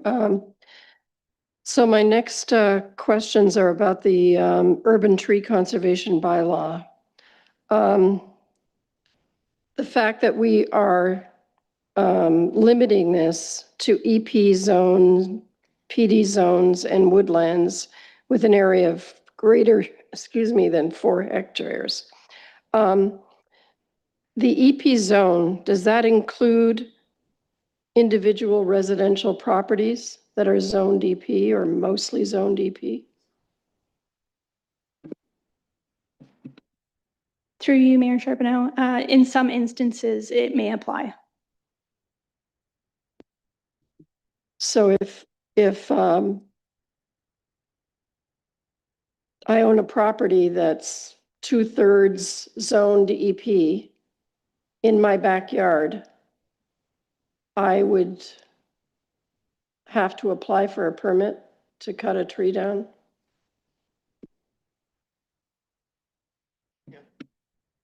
Through you, Mayor Charbonneau, I believe in that instance, yes. Okay, so I'm just wondering if we know of other municipalities that have used this type of hybrid regulation. And is there any kind of legal, I'm just thinking you could really get into a discrimination kind of issue or inequity kind of situation. The solicitor? Through you, Mr. Mayor. When preparing this document, the basis or the foundation was the study by the consultant that was completed. And there was recommendations in there with respect to this process, including doing both private as well as publicly owned lands. In addition to that, town staff have reviewed numerous bylaws in other locations and jurisdictions. In some cases, there's the dual bylaw, meaning 2 sets of bylaws, one for each. And then in other cases, it was just one bylaw. It wasn't consistent in terms of the nature of when it applied and when it didn't apply because of the jurisdiction. So in the city versus in rural areas.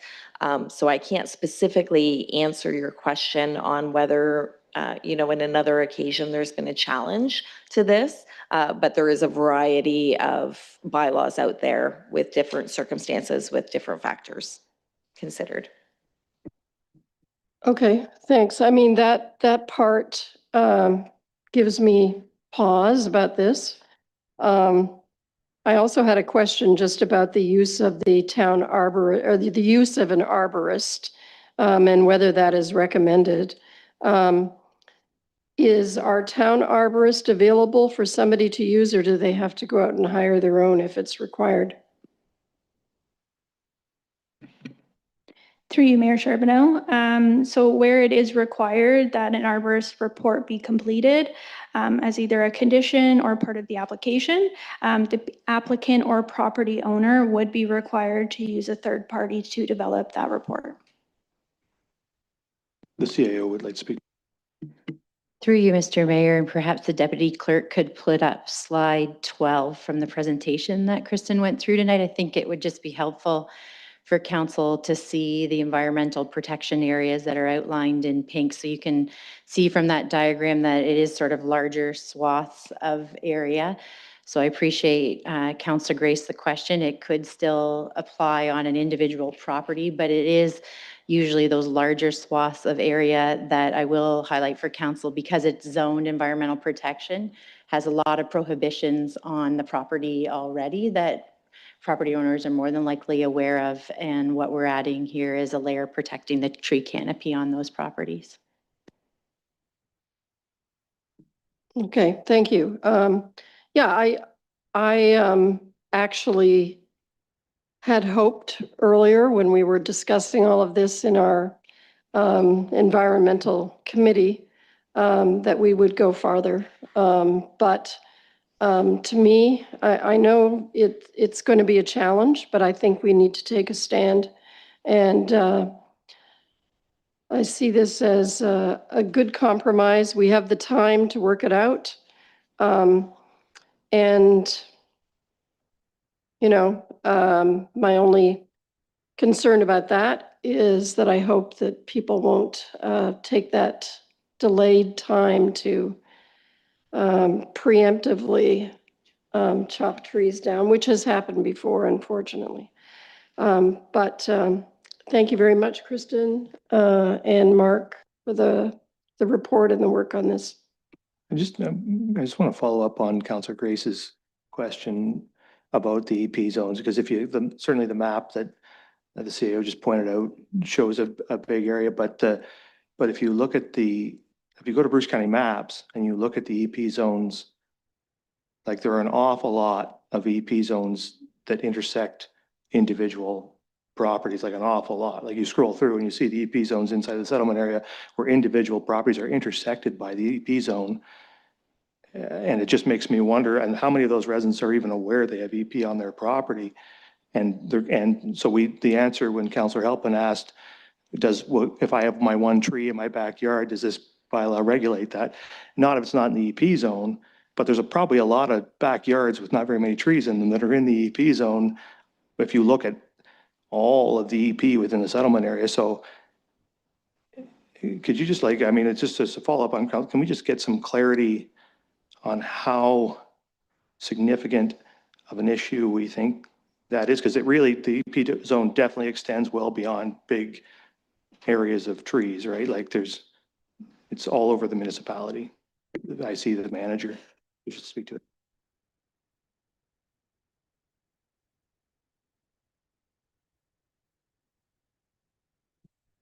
Oh, thank you, Mayor.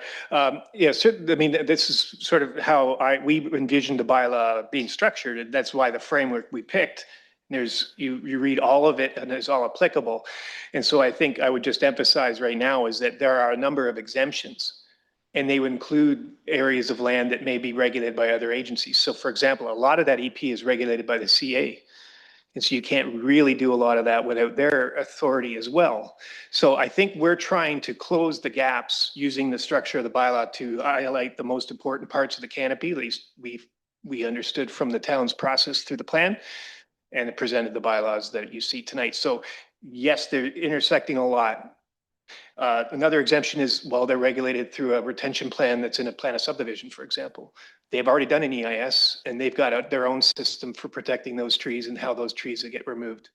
And so I don't want to hedge. It sounds like I'm hedging, but all the bylaws take time to learn how they apply them. But until we actually can do it, we can't really figure it out. Same with our tree retention and subdivisions. We've had many years of trying to figure that out, and I think we're getting better at it. So. Okay, I'll have to think on it. Until then, we'll carry on. I think I had Councillor Mayette next, and then we'll carry on with folks unspoken, the deputy mayor next. Councillor Mayette. Thank you, Mr. Mayor, through you. It's been a good discussion so far, and some of the things that occurred to me have been discussed already. In particular, the business about privately owned land, EP or not EP. I'm somewhat reticent to support something that limits a person's ability to do what they want on their own land. I mean, I don't need an arborist to tell me when my tree is dying or when it's causing a hazard to my shed or my garage or my house. I think to put that burden on people would be unfair. With regards to the municipal owned property, there's lots of areas that, and the good thing about trees is they keep growing, but sometimes the bad thing about trees is they keep growing where you don't want them to grow. I think most of the time where we've had instances where people have cut down trees on town-owned property is to preserve their views when it comes to the shoreline properties. We've had a number of instances in my decade or so on council where people have taken it upon themselves to take down those trees. And in some of those instances, maybe those trees should have been taken down. Like they weren't your big mature maples. These are more often than not hawthorns and poplars and cedars and trees that are rapidly growing and taking up these areas along the shoreline, and in some cases imposing hazards. Sometimes they're growing along intersections and impeding people's views. We ran into that more in the rural or in the non-urban areas, but sometimes trees need to be taken down, and people shouldn't be doing it on their own. So I would support the municipal land bylaw on its own, but I'm really hesitant to support the bylaw for trees on property owned land, whether it's EP or whether it's not.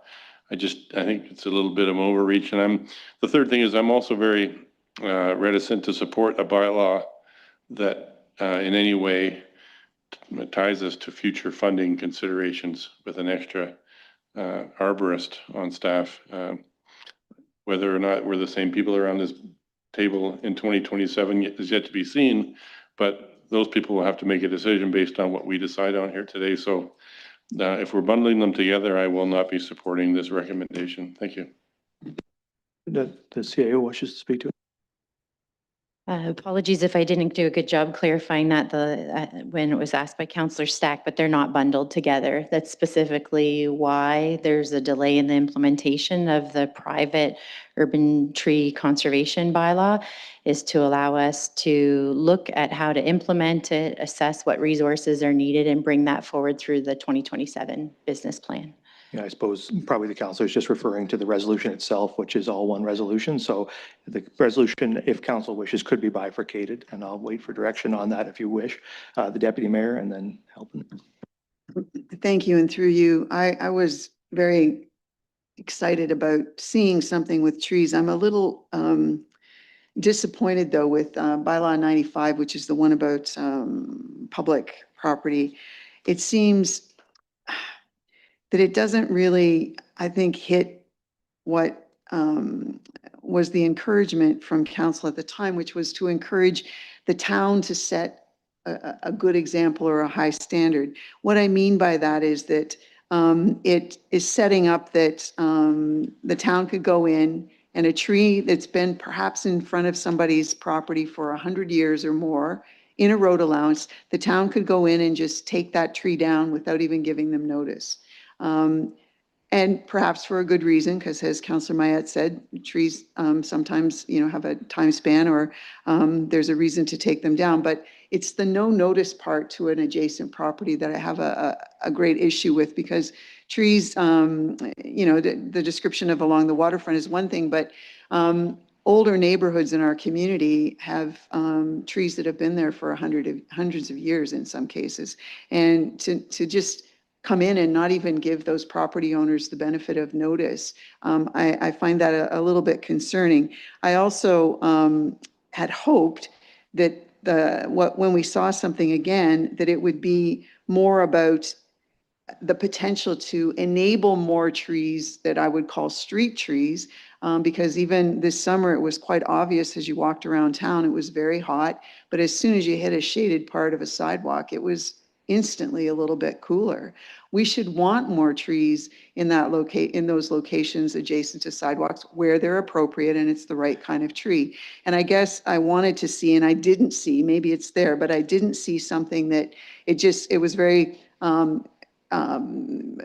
tree planting on publicly owned, and I'm talking about road allowances basically in neighborhoods, so in front of a property adjacent to a sidewalk, but it basically says that tree planting not allowed there by anybody except potentially the town.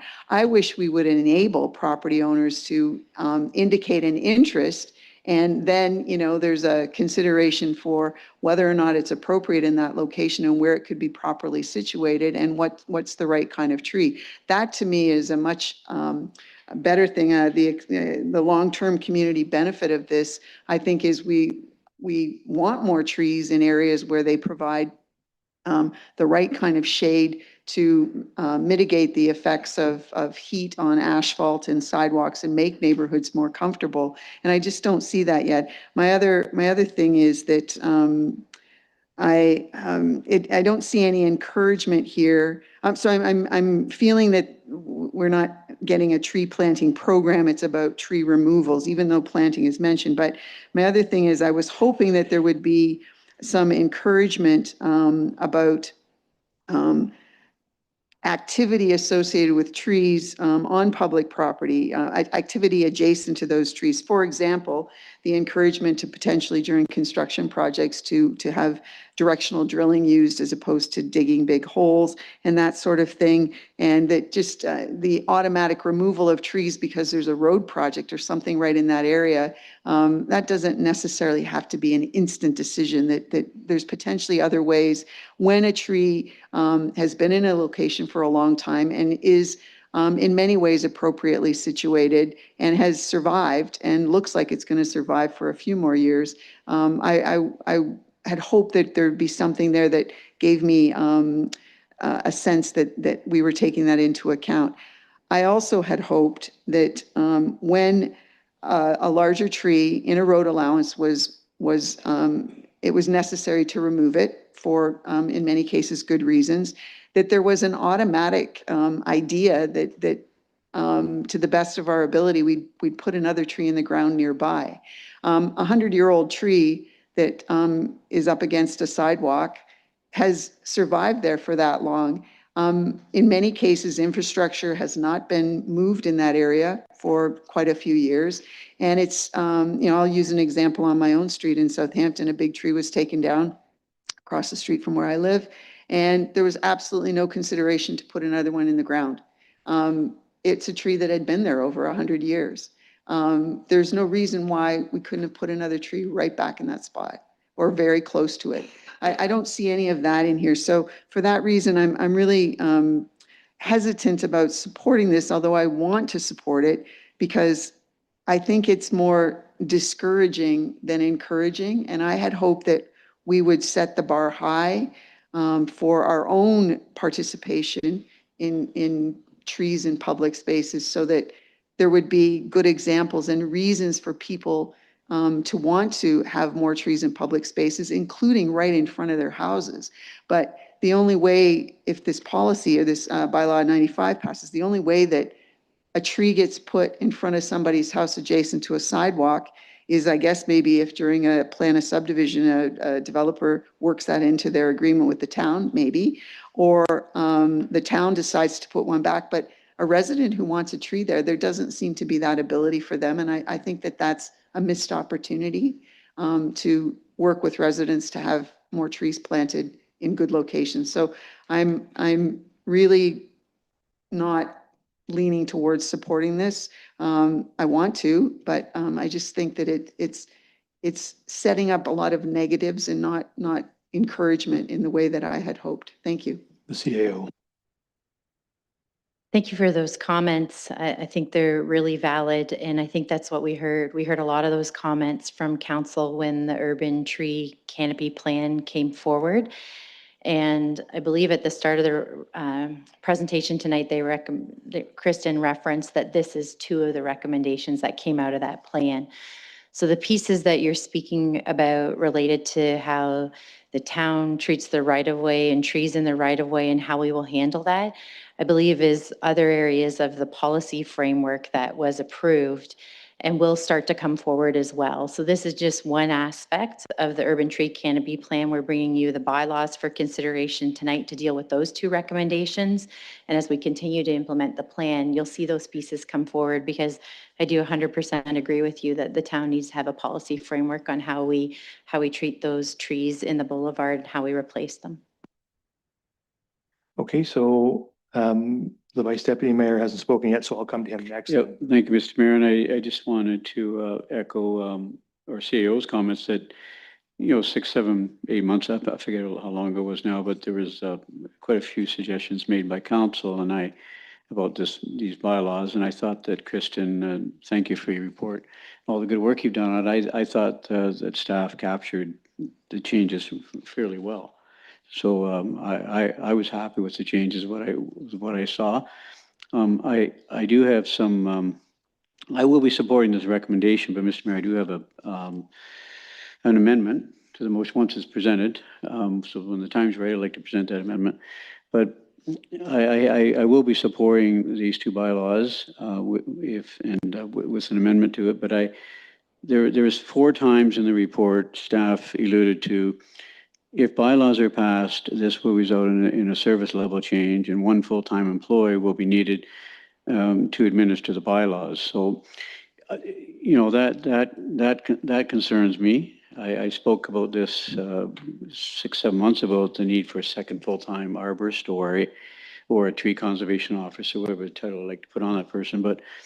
And I still have concerns about that. 1 staff person full-time, annualized, is a 0.5% tax increase each time we add, approximately, each time we add a, full-time employee. So that does concern me. And if this person's needed in the future, then I'd be the first one to stand up and say, you know what, we've had lots of permits and lots of applications, inquiries, and field visits, and we need a second full-time person. But today, I did a lot of reading, a lot of research on the weekend, and again today, talked to the county staff about their permitting system, and albeit different, they deal with large parcels of land that deal with harvesting of trees, but they leave an ample space, in amongst the trees to create reforestation, which is a good thing, and they do it, for profit. They taking wood off of the property.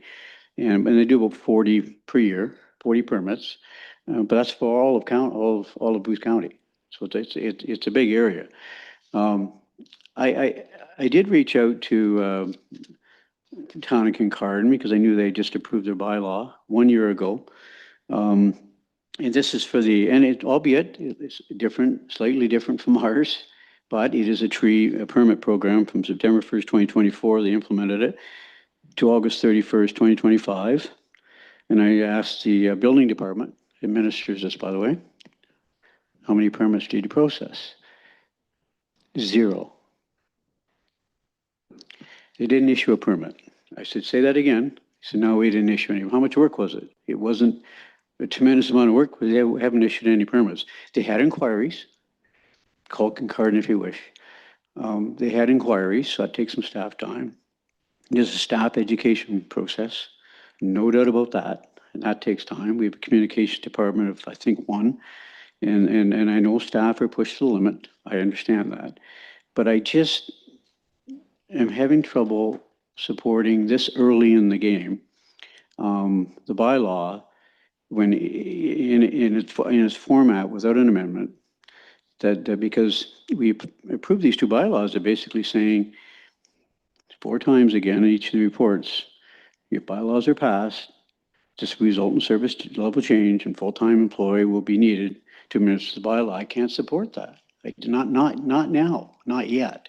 I might be able to in the future once it's proven, but I go back to the Kincardine situation with 0 permits, and I shake my head and I go, shouldn't we approve the bylaws, which I'm going to support, but shouldn't we first see what kind of interest there is in permitting with trees. So that's my concern. I have an amendment. I don't know when the time's right, but I would like to present an amendment to this motion once the time's right. Sure, we can consider it before the main motion is considered. The CAO wishes to speak to the comments. Thank you for the comments, and through you, Mr. Mayor. I'm not familiar with Kincardine situation, so I was a little astounded actually when you said there were none. So, but what I think, again, what I said earlier is that why the bylaw has the date April 1st, 2027 is it does allow us over this next year to have a look at the data and build the business case for council's consideration through the 2027 business plan. I asked staff the question, what happens if council doesn't approve the position? And the answer is that the bylaw could be repealed. But I think in that year, as you've mentioned, we have the opportunity to see what applications come forward, where this may apply. And when we come to council in the 2027 business plan, it won't just be with the ask, it will be with the background that supports the position. Okay, then Councillor, sorry, I'll get Davinsky and I'll get all the folks who haven't spoken yet. So I'll get Davinsky and then Duhame. Thank you very much, Mr. Mayor. Through you, I too, at this point, cannot support these bylaws. I too feel, everybody said it, I do feel there's a lot of negativism in it. It's not Kristen's fault, certainly not. But as I read it, I kept thinking tree police, we're going to have tree police. And I know that's not true, but that's what I came through with. And then this additional full-time position alluded to by the vice deputy mayor. And I was the same thing, wondering, okay, so how many times is this going to come up? If it's going to come up 161 times in a year, okay, maybe we got an issue here. But if Kincardine, albeit differently, has 0, and I don't see a lot of people, lining up at the door to say, I want to get a permit. I think we're putting the cart before the horse, the tree before the saw. I have a problem with this bylaw, with the cost that it would have, and me personally, I feel threatened by any decisions that are going to be made on this bylaw. Not that I have environmentally protected ground behind me where I live, and it doesn't mean anything. Those trees are left alone, nothing ever happens, and it doesn't constitute any part of my property. But if I want to, if it's on my private property and I want to cut it down, heaven forbid, for whatever reason, I'd like to plant a couple more, then I should have that right. I shouldn't have to apply for a permit. I shouldn't have to pay for any permits. And I just can't support it at this time. Thank you for listening to my rant. So the Director of Development Services wishes to speak to it. Thank you, Mr. Mayor. I just wanted to respond to a few comments to give a bit of context, or partly around the bylaw and partly around some of the workload thinking that's gone into the recommendations that are before you this evening. The one thought I wanted to share around the negative, the bylaws sound negative. I would offer that's the nature of bylaws. They do sound, it's somebody setting a bunch of rules out about stuff that you can't do. And so that's just inherent in writing bylaws. They come off negative because there are things that have been expressed in the community, activities that we want to not continue. And so that's what the bylaws are written to do. The other part of it is, yes, the part of the recommendations that are not being activated tonight are education. And that was part of the canopy plan. So we can't really write the education work into the bylaw, but that would be a big part of the effort that would be taken up by staff to advance these initiatives.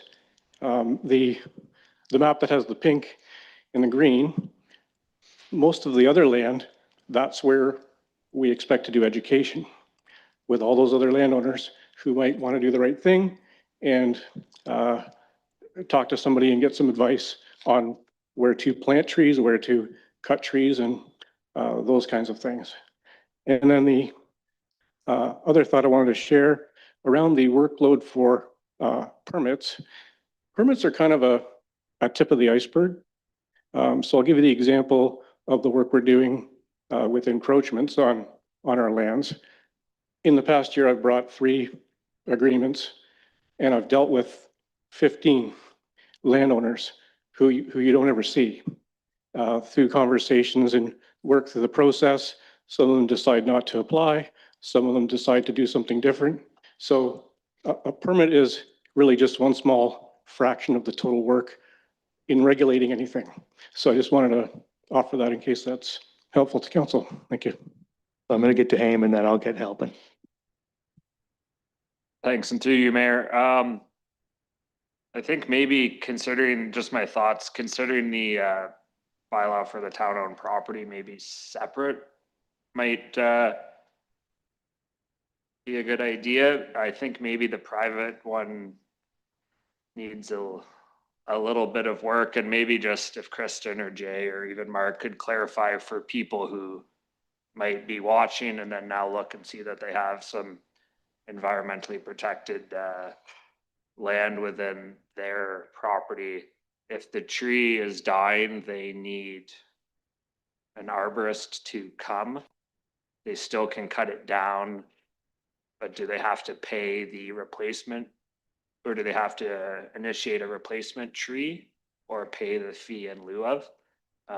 My only concern here is it's going to get very expensive for people to do the right thing, which will lead them to not doing the right thing. And maybe that's Kincardin's issue if they've had 0 permits in the last year, according to the Vice Deputy Mayor. So that's the only question I have. Just to summarize for the people that could have EP property with dying trees. Obviously, if they want to do a addition on their property, if it's administered under Saugeen Valley, then that would be a separate process. So that's all. Through you, Mayor Charbonneau, and thank you for the question. If, say, it was a tree located on EP lands and it was high risk or diseased, the bylaw outlines a list of exemptions, and in that case, it would be exempt. It also does contemplate where there's building permit applications. It's also exempt in certain instances where there's conditions related to the building permit application. Manager? This can all be outlined in the year's preparation for this. So for the scenario you give, we could have an application for a dead tree where the director outlines the type of information these, and the bylaw even allows for a arborist report to be waived, for example. So if it's clearly dead, you receive the application, there's no fee collected. This is the type of scenario we'd run in prepping the application, but we need the time to do it and need the direction from council whether this is something you want us to regulate. So just as an example. Okay, Councillor Halpin. Thank you, Mayor, and through you. We're not regulating people cutting trees down in their backyard unless it's environmentally protected land.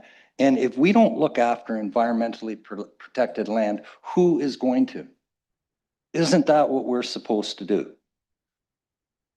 Okay, and part of this, I've heard examples of this, and unfortunately, I know a person that did that. They built their house, part of it was EP land, had a small backyard. Don't worry, just cut a few trees down every year. Well, we need to protect that EP land. And if you buy a house, especially, I can understand someone, if you've had your house for 50 years, you don't know anything about this, we should know about your property. You should know if your property is on EP land. But anyone who's bought a house in the last piece of land in the last 10 or 15 years, they certainly know that they have EP land on there. And if they knew if they had EP land, they knew they could build a house if they protect that land. Well, we should protect that land. We shouldn't let people cut trees down on EP land. I don't think that's hard. Regulating the big woodlots, well, yeah, we need to do that. We need to look at those woodlots, and we're not talking about woodlots out in the country. We're talking about woodlots that are within the settlement boundary. We need to protect those. People ask us to do that. The other thing, gosh, guys, I think we need to support this. The idea, do we need to hire another arborist or another town person right away? Well, I can see delaying that a little bit. I also do want to make a comment on what my dear colleague said about planting in the boulevards. The whole idea of our tree sale and everything like that, we're encouraging people to buy trees, plant them on their side of the property line. We're subsidizing that tree 50%. They get a tree at half price, they water it. Those trees that are planted on Mill Street where I live and all those trees, when those trees were planted, there was no pavement. There was a dirt road and grass. And as the road has encroached and the sidewalks have encroached, our town arborist told me a maple tree can live 200-300 years in the country, lives 100 years in town when it's under asphalt. We're cutting trees down on Mill Street and those streets, not because we don't like trees, it's because they're falling down, because they're dead. So, you know, we're not going around cutting down live trees if we don't have to. And like I said, through the tree sale, we're planting 500 trees a year. We also have a plan for 10,000 trees over 10 years so that we're planting trees. I think we're overcomplicating what this bylaw is about. And I'm in favor of not cutting down trees on environmentally protected land. I'm in favor of trying to protect our woodlands existing in the settlement area. And I think those are reasonable things. We're not having tree police. We're not going, my next door neighbor cut down a walnut tree because he didn't like squirrels, I suppose. Sometimes the best trees are your neighbor's trees because I didn't have to look after it, but he gave me a lot of shade. But, you know, nothing in this bylaw would have prevented him from doing that.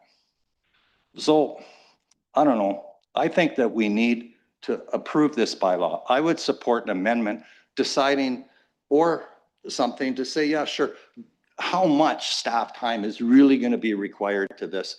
I don't want to necessarily say, hey, today we're hiring someone at 100,000 a year to look after this. Let's see if we need it. Or let's see if we just, there's got to be a way around that. I don't want to throw this thing out. Thank you. Thank you. I might just make a couple of comments. Very interesting debate and really a well put together bylaw. Both of them, I appreciate the work that staff have done on it, and trying to chase council around and come up with where we want to wind up on this is a tough thing, and it's very complicated. And you can see all the pitfalls and all the issues that sort of start to pop up. I think so. On the two things, on the first thing, on the municipal one, I strongly support the strongest possible protection of the trees that the people own. These trees belong to the people of the town of Saugeen Shores. They are their trees. No one has a right to cut them or damage them. And we should have the strongest possible regime to protect the property of the people of the town of Saugeen Shores, including their trees. So it does perplex me a little bit that we even need a bylaw to do that, in that we don't have a bylaw to prevent people from vandalizing the plex. It's just, I mean, it's illegal, right? You can't, there's plenty of laws around that, but apparently I'll trust our staff that I guess we do need a bylaw to this effect. So I fully support, and from my perspective, although I certainly value the comments the deputy mayor has made and believe and agree that all those things are necessary. Well, I think first and foremost, considering the amount of damage I have seen in the public done to the public's trees, that we must have a regulatory regime to protect those trees. So I want to see that implemented, and I support that bylaw. With respect to the second bylaw, you know, I agree that we want to protect trees. We do regulate activity on private property in lots of different ways. So it's not, it's not a new thing for us to impose regulations on private property. We do that in lots of different ways. And we could do that in this case. I do, and I hear Councillor Halpin's comments, very passionate about them, and I certainly respect that. The environmental protected zone is to protect those lands from development. And so it wasn't designed, we're stretching the definition of what that ever meant in the context of zoning to start to say that we intended that to protect the trees on that land. We intended it to keep it from being developed. That's why so now we're stretching that definition out. And when you look at that zoning map, you're intersecting a whole whack of ravines and low-lying areas across the municipality, stretching through hundreds of backyards across the municipality. We never intended the environmental protection zone to prevent people from doing reasonable maintenance on their properties using their own judgment. Right? Like we're now starting to say that we don't trust the judgment of people in the community to maintain those areas, to maintain the vegetation in those areas. That's a big leap. It would be one thing if it was only those large contiguous areas of treed areas, but I would say those areas are protected already in several ways. As the director or the manager of development said, they're protected first by the county. If you look at that map, the vast majority of the acres of those trees are protected by the county's forest management bylaw. They're already, those rules are already placed. And in fact, they're more restrictive than ours because they're down to 1 hectare. So vast majority of that acreage is protected that way. The rest of it is already protected by the Conservation Authority. In those areas, most of them are in valley lands. Most of them are in ravines. If they're in the environmentally protected zone, there's CA protection. We're talking about a very small, like I would like to see, and you can probably tell I'm getting to that. I'm not going to support this bylaw at the moment, but I would like to see, before it came back, to see blacked out all the areas that are already protected by some other piece of legislation. Because I would guess there's not a heck of a lot left once you've done that, right? Like we're not protecting a lot in addition. So to me, I would like to see that at minimum. So I just don't think I'm prepared to impose that on particularly on the EP zone as a whole nature. I know I'm asking something impossible of staff here. I don't know what to say to you about how else to define what needs to be protected. I appreciate there are things that we want to protect, like those big areas of trees. We want to protect them. I don't know exactly how to define that. Like you've tried your very best, and I really appreciate it, honestly. I mean, you've tried your best to come up with a regime that does that.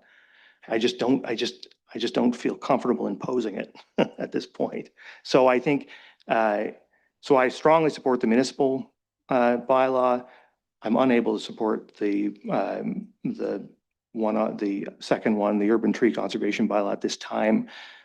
My preference, I don't really want to defeat it because I think there's value in it. Like I feel some of the urgency to protect some of these areas, and I feel like I would like to try. I don't know how. So my preference would be some sort of deferral or something rather than a defeat of it, because I'd like to try again to get at those areas. Or maybe the best thing to do would be to see, I would like to see, once we blocked out the county protected land and the CA protected land, particularly the county protected land, because that forest management bylaw directly protects the trees. So I'd like to, if we black that out, I'd like to see what's left and what we need to protect. And also, in that map, blackout was already owned by the town and is covered by the town's bylaw, because a great deal of that is also town-owned. So it would be nice to see what's left after you do that, see what do we need to protect, and then maybe we get a better sense of how to protect it. So those are my thoughts at this time. Thank you, the CAO. Thank you for those comments, Mr. Mayor. And I just wondered if I could pose a question to Kristen for some clarity, and then perhaps maybe we can suggest a suggestion to meet what you're talking about. And so, Kristen, I would ask the question, can you confirm if the schedule that's attached to the bylaw represents the EP and PD zoning exactly, or if it is, as it already had that lens applied to it that the mayor's referencing? Through you, Mayor Charbonneau. So just to confirm, it's not including those county lands that the mayor has referred to? Oh. Sorry, for clarity, what I'm asking is Schedule 1 that's attached to the bylaw, is that a reproduction of the zoning for the EP and the PD? And I'm seeing you nod, so the answer is yes. So then I would say, Mr. Mayor, perhaps what we can do is take instruction from council to amend the schedule as you've recommended, and we could bring the bylaw back with an amended schedule. I mean, I would like to see that, but that's just me talking. The deputy mayor? I just, thank you, and through you, I just want to reiterate that one of the concerns I have is about no notice to a property owner for municipal work right in front of their property. And, and again, in the older neighborhoods of town, it's fine to say it's a road allowance, but those property owners in many cases have maintained that land for years, cut the grass, raked the leaves, done this, done that. And, to come home one day perhaps from your job or whatever, and a big tree that's been there forever is just gone and you didn't even get notice. I have some difficulty with that because almost all the other municipal work that we do our best to issue a notice to adjacent property owners or a neighborhood. I don't understand why it's embedded in here that all this can happen without notice. The CAO. Through you, Mr. Mayor, and the Director of Operations is texting me here where the notice is, so I'm going to put him on the spot and ask him to speak to where that notice provision is.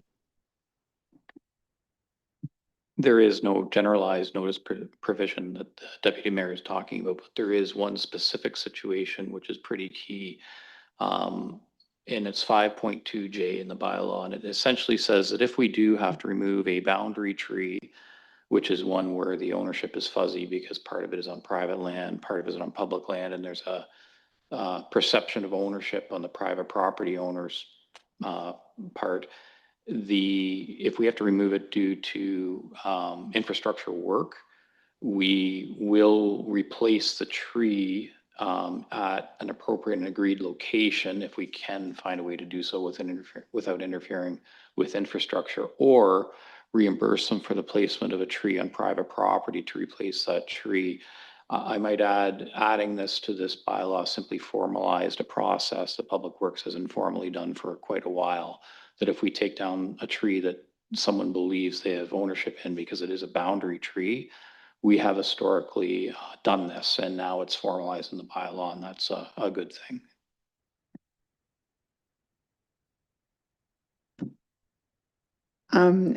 So that's specific to a boundary tree though. It is,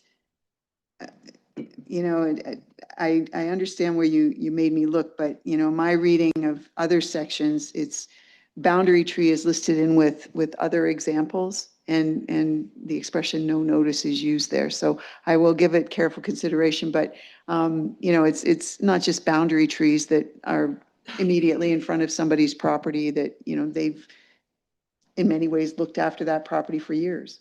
And I just feel that property owners deserve that respect. So thank you. So we do have to roll into decision-making on this. We're getting on to 9 o'clock. So we'll take a couple of brief comments here, but then I'm going to try and push us into doing something with this. Councillor Mayette. Thank you, Mr. Mayor. Through you, I would propose that I would make a motion that we consider the two bylaws separately. We can do that by consensus. Is there any objection to considering the two bylaws separately? There's no objection, so we will do that. Further, I would move that the second bylaw be sent back or what's the word? You want to defer for reconsideration and retooling or adjusting. Okay. So there is, well, you along the lines that the CAO suggested with adjusting the map in the way I suggested, or? Bring it back, and they've heard a lot of feedback today. I think they've got some ideas where the hiccups and the snags are, and bring it back at a future date that addresses those concerns. So there is a motion to defer. Is there a seconder? So this is to defer, this would be a motion to defer bylaw 96. So the resolution, so this has been bifurcated. So the second part of the recommendation that council approved bylaw 96-2025 being a bylaw regulating urban tree conservation to come into effect on April 1st, 2027. The councilor moves deferral. Is there a seconder? Seconded by Councilor Davinsky. So we will deal with that one now then. Is there any discussion on the deferral? Seeing none, all in favor of deferral, that's carried. All right, so then we will look at the first part of that, which is the approval of 95-2025. Further discussion on the item, the Vice Deputy Mayor. I'm just wondering, like, I do have an amendment. I had an amendment to that would cover both bylaws, but I'm just wondering if I could still present the amendment to this bylaw. And I would probably repeat the same amendment when the deferral comes forward. Well, that's what I was wondering, Vice Deputy Mayor, if, and I know your amendment is with respect to the staffing question, which really, as far as I know, pertains primarily to bylaw 96-2025. So if you wanted to hold your amendment to that point when it comes back to council, Well, that's what I was wondering, but the question I did have is that does the, what we're deferring, is it 100%, do we have 100% assurance that that does not include additional staffing? Does that all relate to personal property bylaw? Staff has advised council that with respect to bylaw 95-2025, that they can implement that bylaw with existing staff resources. I'm correct about that? The CIO says yes. So there is no staffing implication to bylaw 95-2025. Just wanted to clarify that. I'll present my amendment at the next meeting then. Yep. Thanks for that clarification. Is there any further discussion on bylaw 95-2025? The Deputy Mayor. Just a wordsmithing thing. 5.2 item B should say plant trees on town property. It says plant trees on tree property. Thank you. Caught my eye as I was looking at something. Thank you. If there's nothing else. Yeah. All right. So if there's nothing further, that resolution has been moved and seconded. I'll ask all in favor. That is carried. Thank you. Okay. So now we're on to 9.3, blue box transition and the director operations. Good evening, and through you, your worship, and thank you. I will provide the overview section of the staff report, and then I'll call in the two handsome gentlemen at the back of the room to do a little bit more. I will get Larry to present the second half of the report where we talk about the preferred solution, because he has worked hard on that solution. I want to acknowledge that. We also have Matt Nelson here from GEI, who has been a valuable resource to local municipalities on the blue box transition. And if anyone has any questions on the blue box transition process, he's here for a benefit for that. So as we know, effective January 1st, 2026, Ontario will shift to a producer pay model for recycling. Circular Materials Ontario, which is CMO, will oversee residential blue box collection through contracted services. This change does exclude certain ineligible sources, such as small businesses and institutions that previously received free recycling services, but will not do so under the CMO framework, and in that sense have been orphaned by that. Our key concern, as we've indicated in the past, is without a municipal solution, those ineligible sources may dispose of their recyclables in regular waste, accelerating our landfill use. The Saugeen Shores landfill has approximately 6 years of capacity remaining, making diversion efforts extremely critical in our case. The province has recently made a decision, which they communicated to us on October 1st, 2025. They had considered limiting commingling of eligible and ineligible sources up to a total of 2% of total recyclable volume, which is only half of what we have. In terms of ineligible sources, we have about 4%. They told us on October 1st, 2025, that was dead in the water. And therefore, we have been looking for independent solutions for ineligible sources, as all municipalities have been that are affected by this, which is most of them in Ontario. I'll now pass this on to Larry, who will describe our assessment of alternatives and our proposed alternative for council's consideration. So yes, and thank you, Matt, for that introduction. So what staff have done is firstly, we reached out to Basra, and we had looked at a solution that could possibly see curbside collection continue for these customers that will be considered ineligible as of January 1st. So we came back, Basra came back with a range from 160 to 170,000 dollars roughly, up to a total of 340K annually. This is a wide financial range, and the reason for that was because just like bulk buying, when you have a lot of members involved, as we do, if all the member municipalities were to opt into this program, it would be reduced, the cost, because we have a truck that has to run routes. We would have fuel, we would have an operator, and those costs would have to be incurred. So the less members we have participating, the more expensive it costs. So we looked at that and decided that that was not going to be an economical solution for us. So our recommended approach that we're looking at today is, or we're hoping to offer, is a roll-off bin that would be at the landfill, behind the gates, monitored by staff, open during regular landfill hours for the customers that are ineligible to have a solution and an option. And we would like to do this at, the estimated cost would be $100,000 to $180,000 annually for this option. And we would like to offer this to our ineligible customers. This would be a service that we would not charge them for. We would have it running, like I said, I'll repeat, behind the gates, managed by staff, so we would be able to monitor who uses it.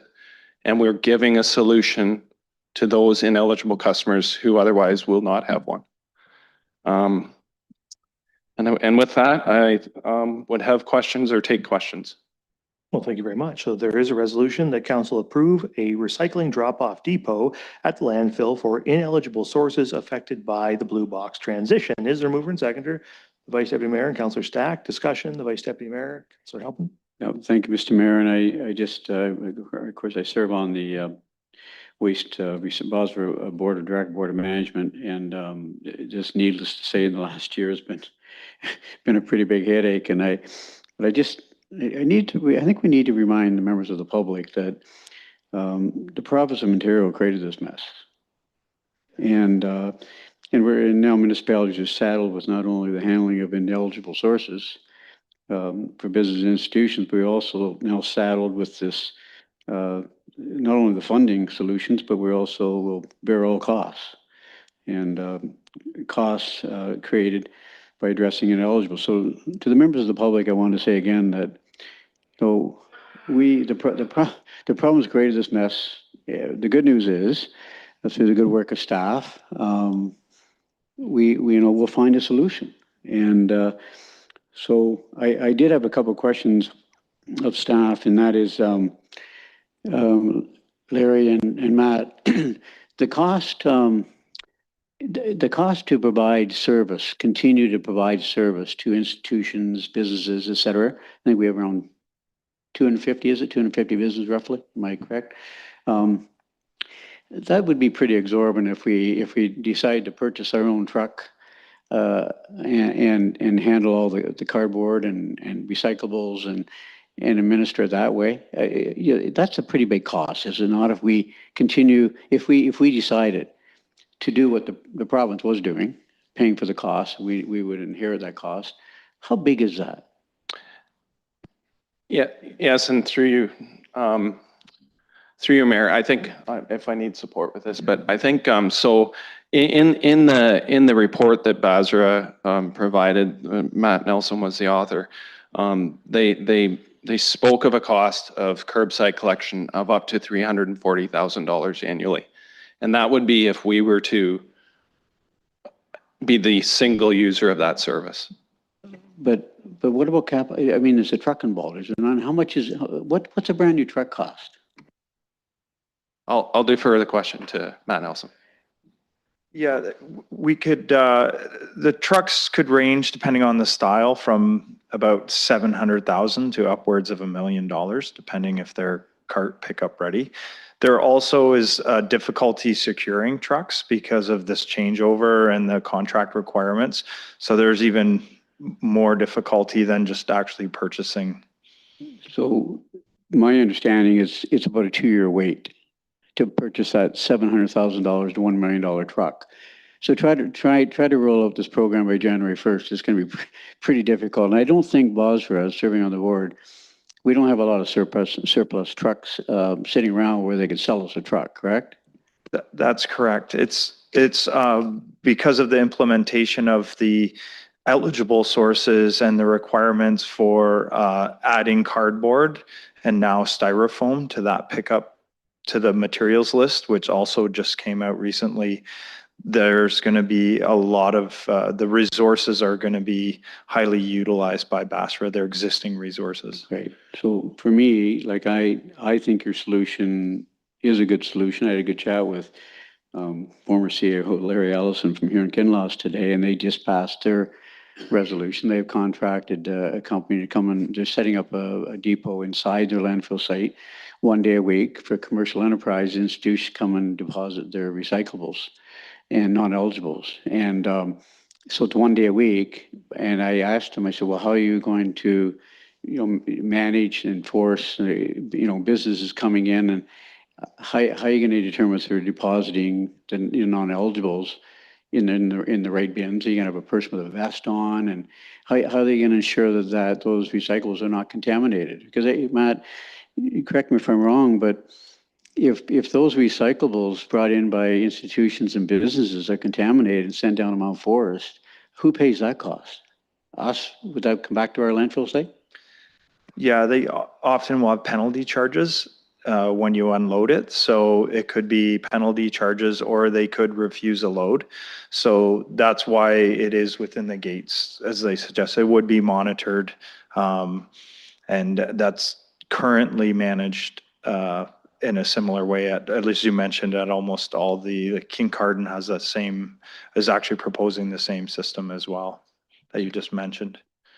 Just to finish off, I support the recommendation. I think $100,000 cost or slightly above that versus, the cost it would cost us, the $300,000 plus $1 million truck just makes no sense to me.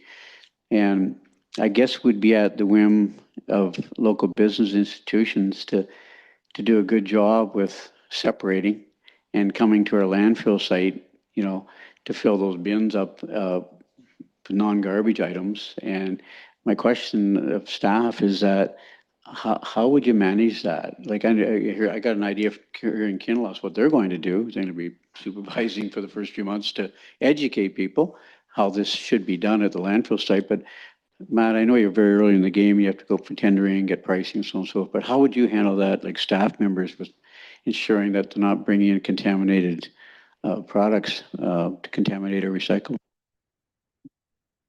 At this point, I have to confirm that you're talking to this Matt sitting in the director's chair, but I think you are. We haven't worked out all the details yet on site access and control. We have got opportunities arising as this thing moves. The decision of the province was only October 1st. So we've put this together in order to make sure we have something in place to make sure essentially the ineligibles are made whole, for lack of a better way to put it. We have or are going to inherit a large number of smaller bins from Basra. We've contemplated the idea of using those on site and our own staff to do a sort of a pre-screening of each smaller bin to ensure that an entire 40-yard load does not get rejected once it arrives at the site, and we're billed that exorbitant cost for a load rejection. So we're still working on alternatives that way.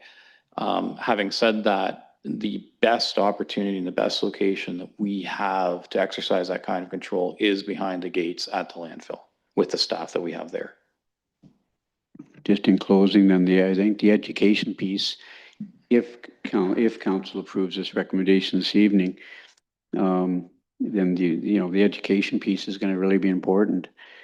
When those materials arrive at our landfill site, because you mentioned in the report 7 years left at your landfill site, and if those materials are contaminated and back in our landfill site, it's not only big cost involved, it's going to shorten the lifespan of our landfill. So the education piece is going to be critical.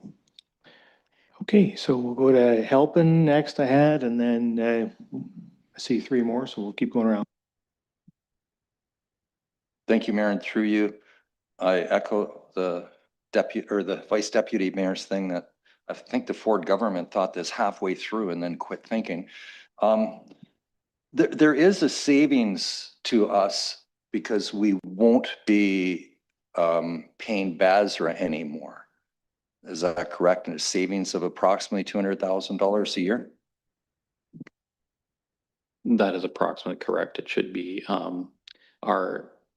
in rough costs, and Dan Wader provided more accurate costs. But the current budgeted costs for recycling are 355 plus another 15 or 20 or more per year. But it is quite a bit of money. So let's say for the sake of argument, it's 380,000. We don't have to pay that anymore. And so take away the 100,000, we're in the 280 range. But again, we don't have a firm cost because we don't know for sure the volumes on the ineligibles. So that side of the equation is a bit uncertain as well. So the savings do have some margin of error, but they definitely should be substantial. Okay, so with that savings, maybe there's something we could do to enhance. I'm just worried that for a lot of small shop owners and stuff like that, the easiest way to handle your recycling would be throw it in a garbage bag and put a $2 bag tag on and throw it in the curb, and ends up in our landfill. And I know where the blame lays in this, and I know you guys are trying to pick up the mess that's been laid at your feet. But with that savings, can we think of any ways that we can make it easier for the ineligible, which are mostly small businesses and that, to handle this or to transition? Like for instance, a lot of what businesses get is cardboard. Well, currently they can take their cardboard someplace in Port Elgin if they're a Port Elgin business, but all those bins will be gone, so they'll have to go to Southampton. Is there any way that we could leave a few bins in Port Elgin to make it easier for those businesses? Just a thought. Yes, through you, Mr. Mayor. It's a good question, and we have debated it and quite a bit. Actually, my director Prentice challenged me with that question. The trouble is, and we see it with our cardboard bins, and I think a lot of the general public see it because we hear it a lot, is there is a lot of management and maintenance and time that gets spent at our cardboard depots because they are contaminated often.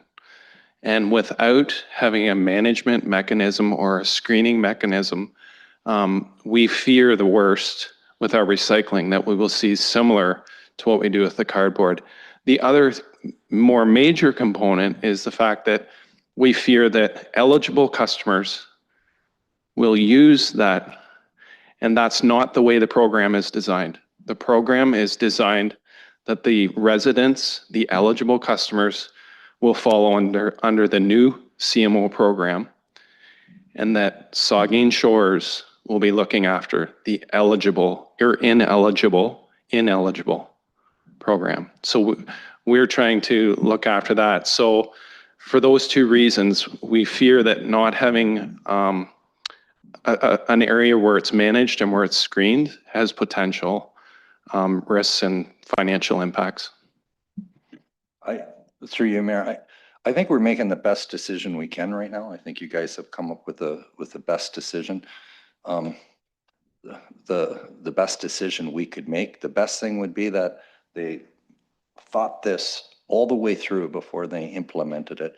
I think just encourage staff if they can think of any ways to enhance this. I know staff comes up with lots of good ideas, so to make it a bit easier for our businesses, that would be good, but I'm prepared to support this as it is.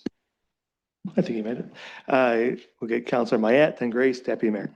Thank you, Mr. Mayor. Just in the interest of efficiency, I will also be supporting this. It's the best decision in a bad situation. And I just wanted to clarify, which I think was done already, is that there will be lots of room at the Southampton landfill site because all them cardboard bins are going, right? Yes, that is correct. Thanks. Councillor Grace.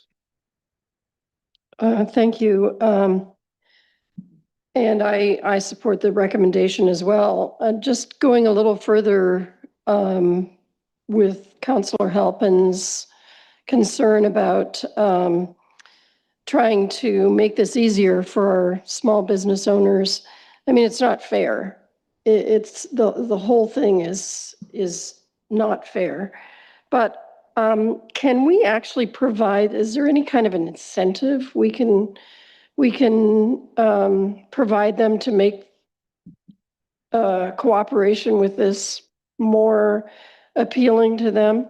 Because they're going to look and say, well, this is ridiculous because it gets picked up at my house, or even in the case, Matt, your report talked about the commingling of the eligible and ineligible sources with where you have, like apartments on top of commercial spaces. And we want more of that, actually, I think.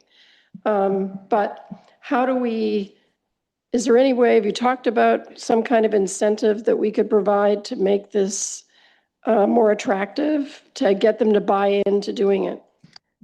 Yeah, that's a good question. And through you, Mr. Mayor,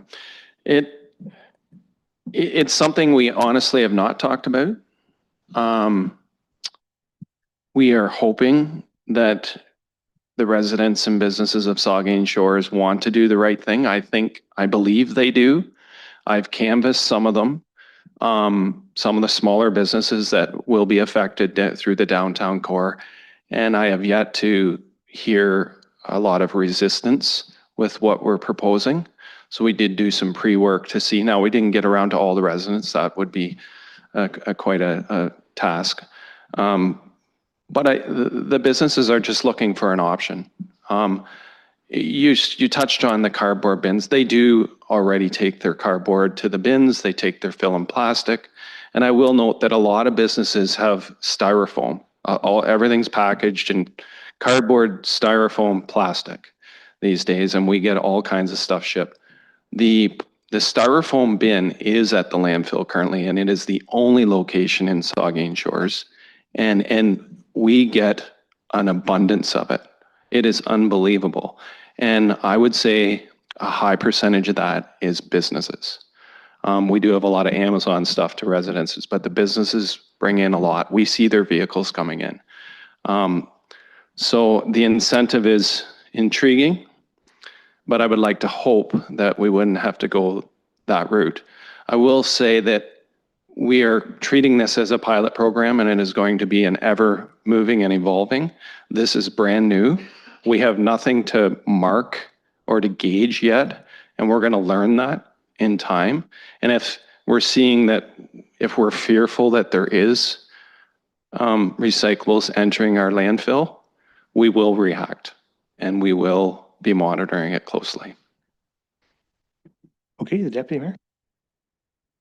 Thank you. I had questions about the costs, and Councillor Halpin asked those, and Councillor Grace has asked in the direction that I was interested in too. I did want to ask though for confirmation. I think you said if an opportunity, and the report is the best solution, because definitely we have to do something to provide an opportunity for commercial properties. I see some challenges though where there are residential units above, like how do you distinguish, and a small shop that they could just as easily take stuff home every now and again and put it in theirs at home, or the difficulty they might have with getting out to the landfill if there's only one person at work, as some of the smaller businesses are. How do you get out there during the day to drop something off? But what I think I heard you said, and I just want clarification, is that if this happens the way it's suggested here,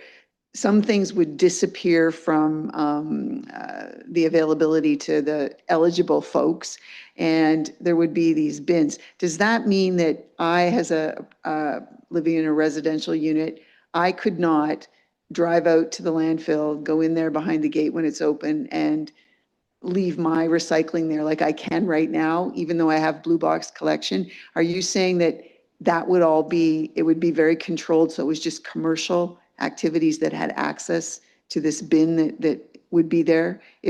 Normal residential customers could not take advantage of.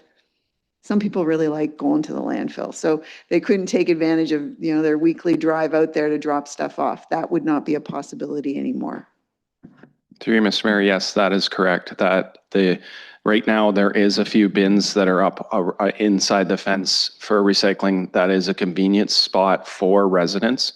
That will cease to exist January 1st, 2026, and you will be encouraged to take it to the curb. That is the program that the provincial government is mandated and basically is rolling out, and we have to follow it. We are encouraged to follow it. Can we count on perhaps a renewal of information concerning the pickup situation? You know, generally speaking, it's within about a 15-minute window when Blue Box goes by where I live, and also garbage collection. There's, you know, a very tight window, but some days it's way earlier, some days it's way later. I think a little bit of education with who is ever going to provide the service as to the timing would be very helpful, because a lot of people are hesitant about putting out recyclables when it's windy. You know, they don't want to put it out too early, have it blow all over. So is that education piece part of this too, to have a little more defined idea of when your pickup will actually be? Yes, and through you, Mr. Mayor, that's a good question. So we have already actually begun some preliminary meetings with our communications team, and we are working on a rollout package. We're also in communication with CMO. They have packages that they are rolling out. We're hoping that we see that information. It's been very, very, very slow coming, and we only, as Matt Nelson alluded to, we only just found out last week what the full eligible list will be, but we are working on comms. I have a meeting Monday morning set, so I'm hoping it's good news tonight, and we are going to start pushing this hard. And Laura Mosconi from our communications team has a very well laid out plan for us, and she's supporting it, and she understands that we have to get this out fast. So we will be rolling out a lot of communication. I know that there are a lot of people excited about cardboard being picked up at home. Did juice boxes make the cut? Are they going to be picked up in the blue box? Through you, Mr. Mayor, I don't want to speak to that. I believe so, but maybe, I don't know if we could find out that information and share it with you, but I apologize, I don't have the list that was rolled out right in front of me. Be good, thank you. The Vice Deputy Mayor? I have a Basel meeting tomorrow morning. So the Vice Deputy Mayor will find out.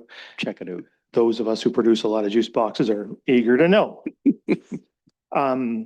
Any further questions or comments? I'm assuming, Larry, that Waste Management hasn't come up with some CSI style scanner to determine whether a Campbell's soup can comes from a restaurant or from my kitchen?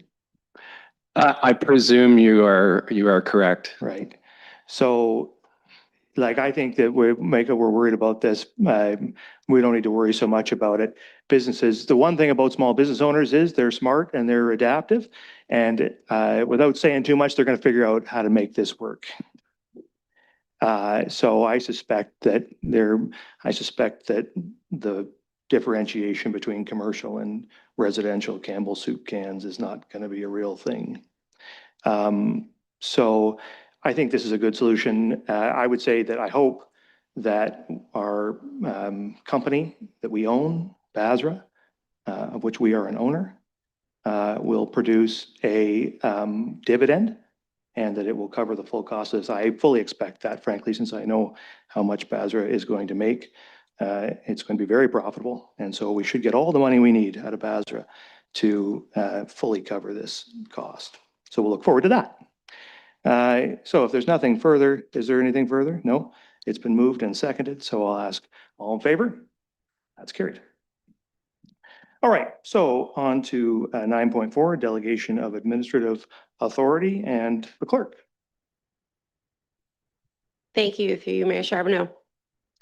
The current delegation policy was adopted in 2008, making this update appropriate from a time perspective, but bringing the policy into alignment with current legislation, town governance documents, and corporate practices makes this update a great opportunity to provide greater clarity. Council will notice that the current policy adopted by bylaw is attached to the report. It is concise, which is a good thing, but through the passage of time, some amendments are recommended. The current policy largely was copied into the intent, policy statement, and general sections of the proposed policy. The additions to the policy include defining the scope of the policy, definitions, and the sections titled committees or local boards, appointed officers, signing authority, strong mayor powers, and development review. The policy provides clarity in areas that have always existed, but can bring about questions. Having council adopt the updated policy helps remove some ambiguity. As the title states, this is about administrative authority, not making decisions on the business of the town. That always has been the jurisdiction of council and will always remain the jurisdiction of council. The delegation of administrative authority allows staff to carry out the decisions of council efficiently and unencumber council from operational matters that may be dealt with by the subject matter experts. Largely, this is already occurring under the authority of the CAO and the statutory authority provided to certain municipal officers such as the clerk, treasurer, CBO, and fire chief. All municipalities within Ontario must have a similar policy, but its content is not regulated. This policy provides a measured approach to delegation of administrative authority, concisely providing an umbrella policy that touches on the delegated authority already consistent with the municipality. And although a bunch of people left the room when this started, I would be happy to answer any questions council may have. Thank you. Well, I can tell you council found it thrilling. So the resolution is that council adopt bylaw 97-2025, being a bylaw to authorize the delegation of administrative authority policy. Is there a mover and seconder? Moved by Councillor Mayette, seconded by Councillor Grace. Discussion, the deputy mayor, and then Councillor Halpin. Thank you, Mr. Mayor. I would respectfully ask that in the policy, what number is this? It is item 6, A framework item 3. It talks about statutory or appointed officers. I think it would be appropriate to remove from that list police chief and deputy. The legislation that authorizes this whole bylaw includes a number of pieces of legislation, but it does not include the Community Safety and Policing Act, which is what the police chief and the deputy chief, they're under that authority. So it has they're not municipal administration based on how this bylaw is set up. So they don't need to be there. Any comments to that, clerk? Oh, sorry. So certainly fair comments, and to remove them, certainly if that is the will of council, we can have that removed. They were included because of the relationship between the town and the police services. However, if council wishes, they can be removed. I just go back to the bylaw set up with the authority being the Municipal Act and very specific bylaws about appointing the CAO and the procedural bylaw. None of those pieces of either legislation or our own bylaws have a direct impact with the police. So they're governed by a totally different statute. Okay, Councillor Halpin. Thank you, Mayor, and through you. I wonder if the clerk could just in just a few words say what's really the difference between the existing and the new one that we're doing? Thank you, through you, Mayor Charbonneau. So there is a significant portion of the new policy that is new. What is contained within the policy within certain sections is what was already included in the current policy. So what was added is the definition concerning the delegation process for committees and local boards. The clarification around appointed officers of the municipality being recognized in the policy, fulfilling their statutory roles or responsibilities to the municipality.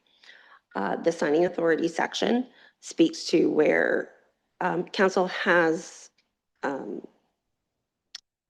expressed desire for a project to occur. It gives the subject matter experts the ability to enter into certain agreements. And then, of course, it touches on the strong mayor powers.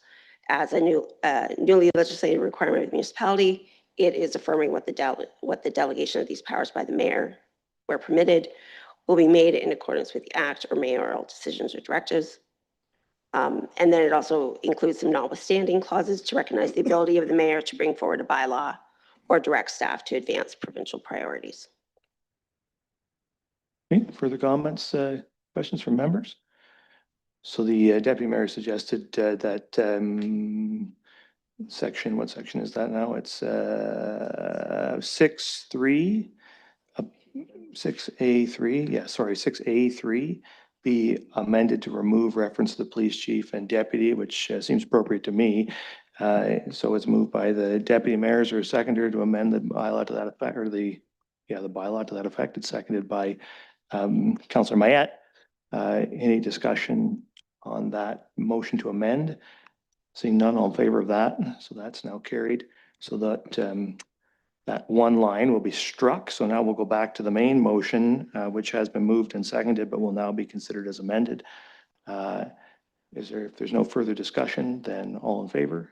That is carried. All right. So now we're on to the consent agenda. 4 items on the consent agenda. Anybody wish to vote on any of those items independently of the overall agenda? Councillor Mayette.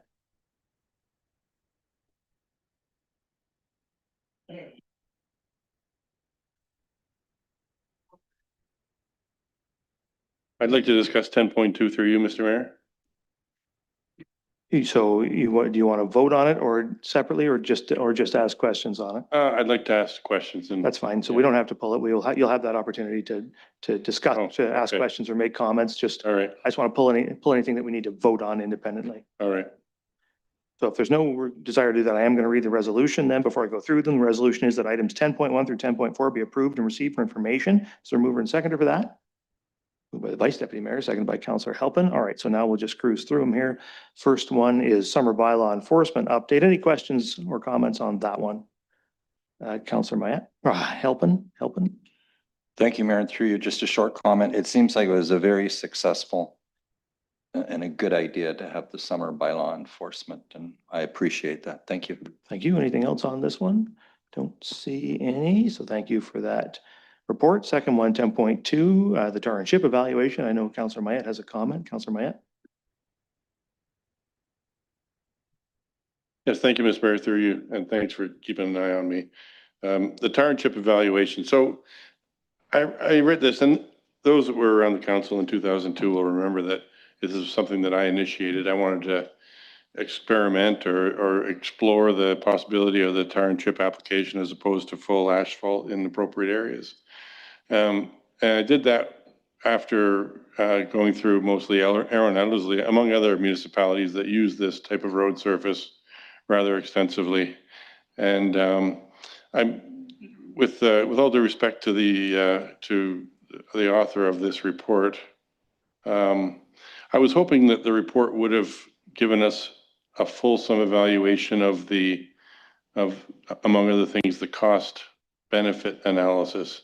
I mean, in a couple of weeks, we're going to be doing the budget for 2026. And I remember in that budget, there's considerable costs associated with maintenance of loose surface or gravel roads.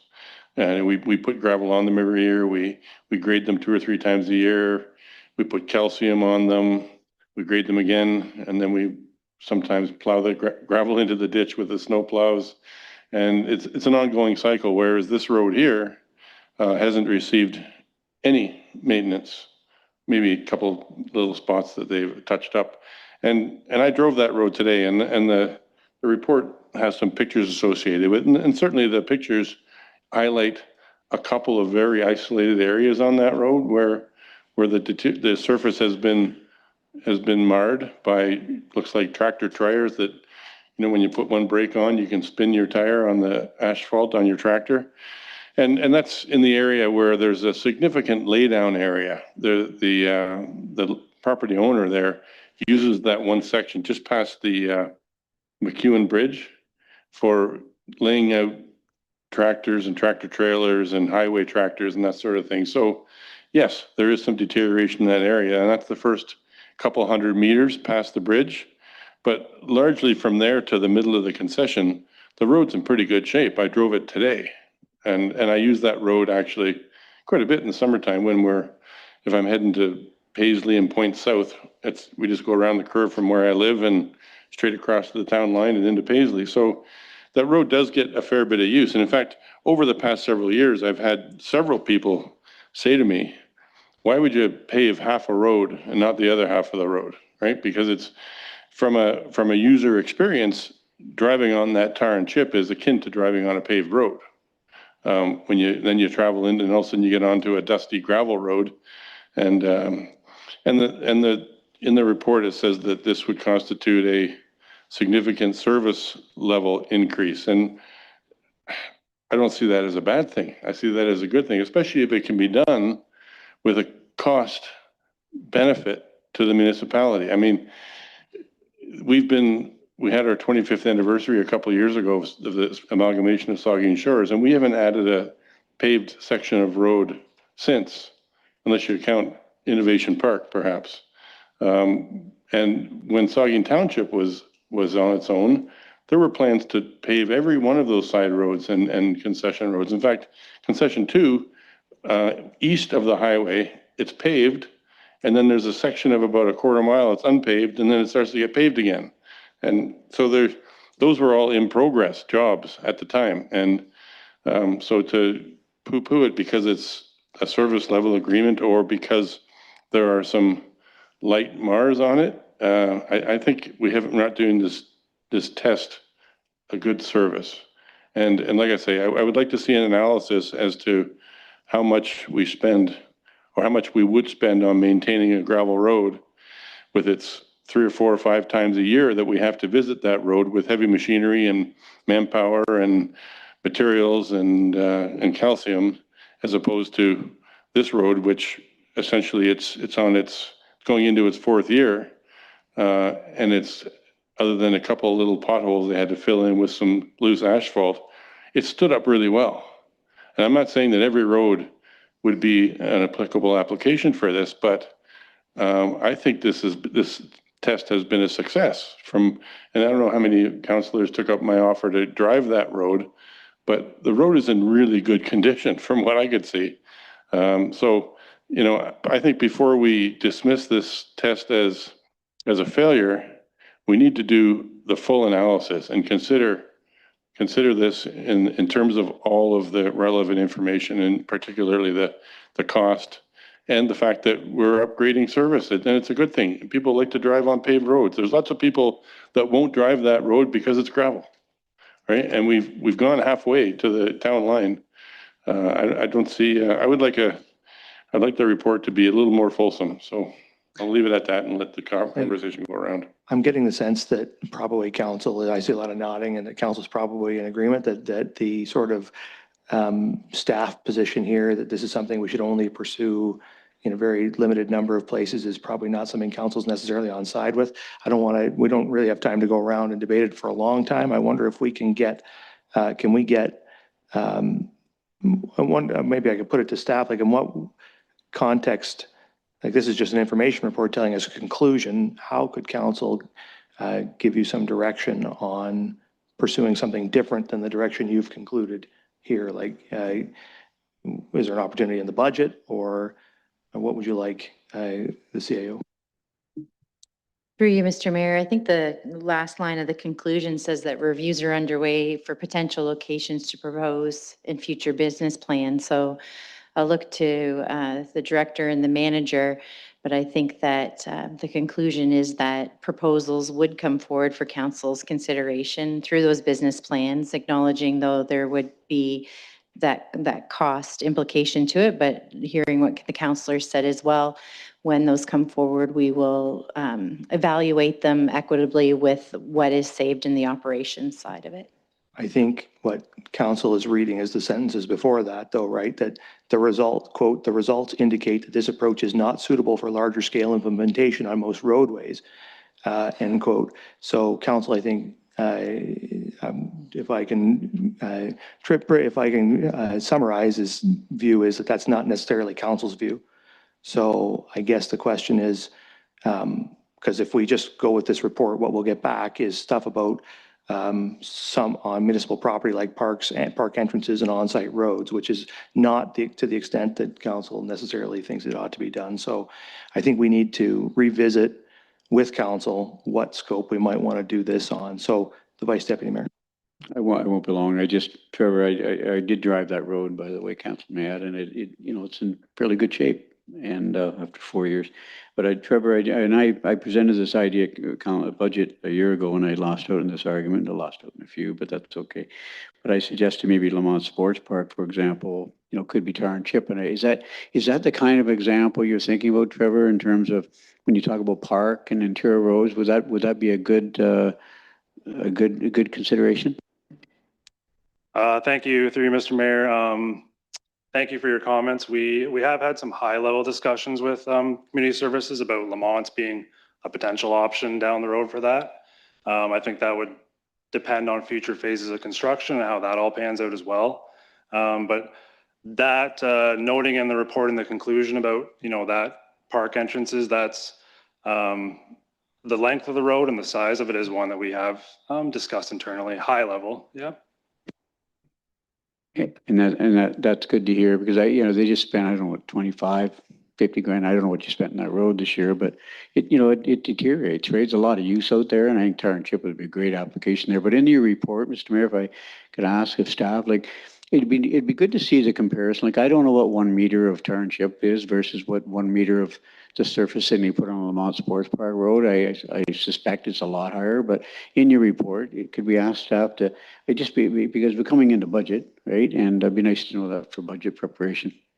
So that's just where I'm having an issue, because I don't know that there is another report coming, right? Like this is the direction you've got here, not to pursue it in larger scale implementations, to pursue it in areas like what the Vice Deputy Mayor raised, like at Lamont Park. If council believes a different approach is warranted, what an opportunity will council get to give you that direction? Maybe I'll let you think on it. I'll get councilor helping. Thank you, Mayor, and through you. Why don't we go back to what Councillor Mayette suggested and just have a more fulsome discussion about if this isn't suitable, why isn't it? Let's give us a dollar and cents. How much did it cost to maintain an equal amount of gravel road over a time period as to this? And then I think council it'd be a pretty easy decision to make with all that information. The CAO? Appreciating that we're in October of 2025 and that the budget materials are for a large part already prepared for presentation to you folks in November. What I think we could do, kind of looking to my colleagues over there just in case they make funny faces at me and I want to take it back. But what I think we could do is add a division highlight to Public Works to return to council in 2026. Working with, you can see the two heads going together there, with development services and asset management to really look at the details of the service level that we want to provide on the roads and then give you the cost implications for you to consider it. And that will spell out the more fulsome review you're asking for. Councillor Mayette? I think I would like that, to have a more fulsome conversation about this and the cost implications. But what I can tell you is last year when Councillor Mayette and I were talking about this, I actually got in contact, or I'd been in contact with the tar and chip guy earlier about some of my own road. And he called me up out of the blue and said, we're doing work in your area. and I can come up and have a look at that. And he did, and he gave me a price that was a lot less than the 75,000 that we spent on that road last year in Lamont Sports Park. Yeah, for Township, it was about half. Okay, so it sounds like, on the word of the CAO, we'll get a commitment that they'll come back with something in the 2026 business plan to that effect, as described by the CAO on this, so council can discuss it again at that time and then have potentially another opportunity, assuming we approve it in the business plan. All right, does that satisfy everyone on this point? Okay, so let's move on then to 10.3, the butterfly and pollinator projects update and next steps. Any Councillor Halpin? Thank you. The butterfly group has renovated and brought back to life quite a few pods, and I think this is just a really good thing to keep going. A very small ask of council. Mulch is the big thing that we need, and it's getting a lot of volunteers involved and everything like that. And making a wildflower meadow land is way harder than you'd think. We're finding that out. So the council put money into that a couple of years ago, but the butterfly group is just taking that over, and we're gonna make that work one way or another.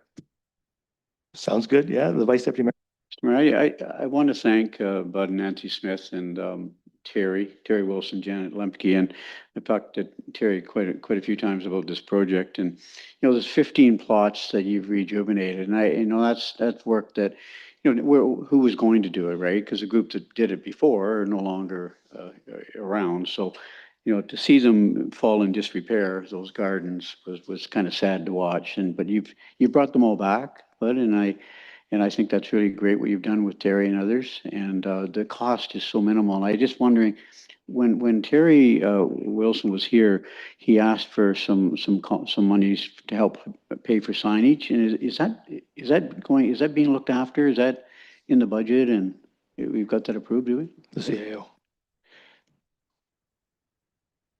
Thank you for the question. And yes, through the Director of Community Services, will correct me if I'm wrong, but yes, Community Services will be funding the signage for that. Okay, anything else on this one? Seeing nothing, then 10.4, communications, 13 items there for communication. Anybody have anything they'd like to speak to on any of those? Councillor Halpin? I have a couple I wanted to mention, but the first one is 10.4.8, Swim to Survive. I think we need to support this. I've long felt as a teacher that no one should leave grade school not knowing how to swim, and no one should leave high school not knowing how to drive. And the two biggest causes of deaths of teenagers is car accidents and drowning. And I think that we should really support the Swim to Survive program. It's moved by the councillor that we support the resolution from the city of Dryden with respect to Swim to Survive training. Is there a seconder? The Vice Deputy Mayor. It's moved in second. I would just comment, this one I supported because why not? But all of my kids did Swim to Survive in elementary school, all of them. So I assume it is. I always just assumed it was. I mean, you can't, they talk about it being mandatory. I don't think you can force somebody to swim. So I think it's in the schools already, at least it was for my kids. So again, why not support it? But I think it may already be done. Anyway. Did I take Swim to Survive? Oh yeah, I should be taking it. I'm going to need it. You guys will see. All right. Okay, if there's nothing else, then all in favor of that, that's carried. You had another one, Councillor Halpin?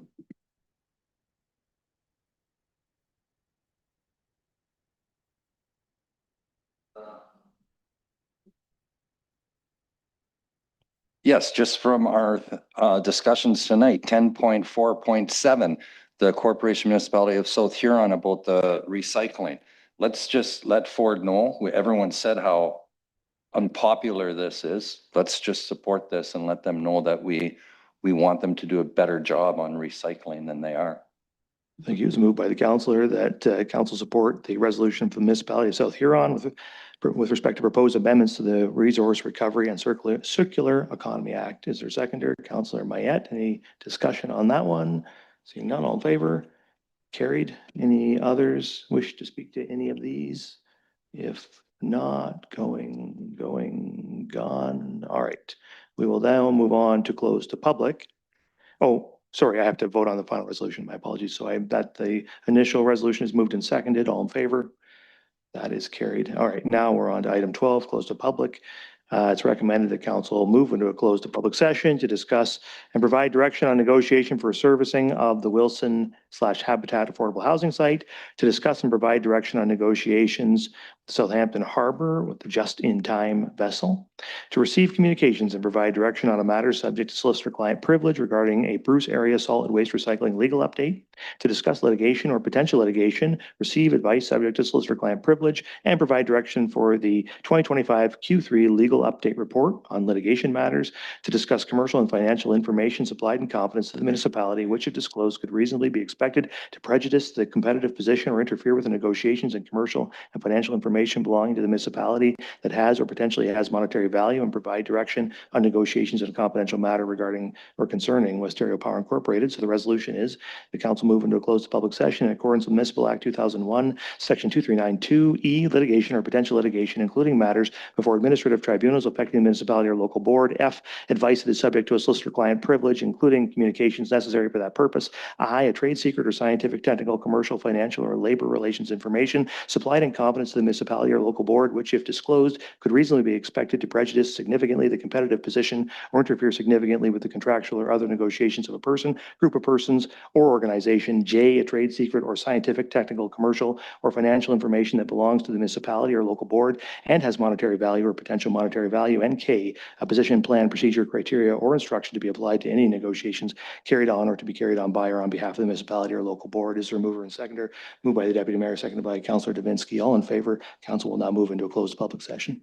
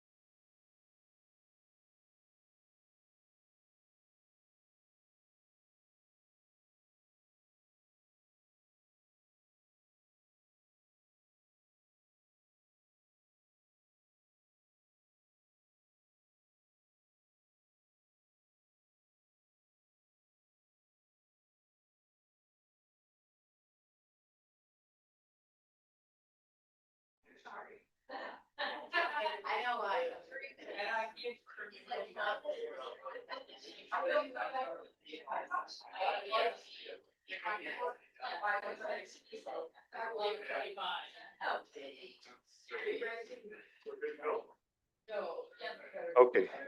Okay, so I have a resolution that council arise from the close of public session and resume the regular council meeting as their mover and seconder. Moved by Councillor James, seconded by Councillor Davidsky. All in favor? Eager. Everybody's eager. All right. I will report that during the close of public session, council approved closed of public minutes and discussed and provided direction to negotiations for servicing regarding the Wilson Habitat Affordable Housing Site and the Southampton Harbor just-in-time vessel, as well as receiving communications and providing direction on a matter subject to solicitor-client privilege regarding the Bruce Area Solid Waste Recycling legal update. Council discussed litigation or potential litigation, receiving advice subject to solicitor-client privilege with the 2025 Q3 legal update report. Council also discussed commercial and financial information supplied in confidence to the municipality, which if disclosed could prejudice the competitive position or interfere with the negotiations and commercial and financial information belonging to the municipality that has monetary value, and received direction on negotiations on a confidential matter concerning Westario Power Incorporated. And a procedural motion was passed to extend past the 11 o'clock curfew. There is a recommendation coming out of the closed to public session. The recommendation is as follows. It's actually a resolution that council direct the CAO to provide the following resolutions to BASRA. 1, the town of Saugeen Shores supports in principle the establishment of a municipal services corporation with the other participating municipalities to assume responsibility for recycling services currently operated through a joint undertaking. And 2, the town of Saugeen Shores appoints Jim Bundschuh, Director, Corporate Services, to the municipal working group to oversee the preparation of a business case study in support of a proposed municipal services corporation, with the study to be subject to public consultation and open council review upon completion. And 3, the council directs staff to prepare a letter to reinforce the expectations of the municipality. Is there a mover and seconder? Moved by Grace, seconded by the Vice Deputy Mayor. Questions or comments? Seeing none, all in favor? That is carried. Okay.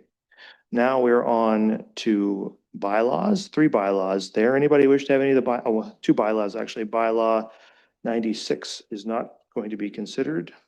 So anybody wish to have either of the bylaws considered on its own? Seeing no desire for that, there is a resolution that bylaw 95-2025 and 97-2025 are hereby read, passed, and sealed this 14th day of October 2025. Is there a mover and seconder? Moved by Duhaime, seconded by Stack. Any questions or comments of the bylaws? Seeing none, all in favor? That's carried. Stretching counts as voting.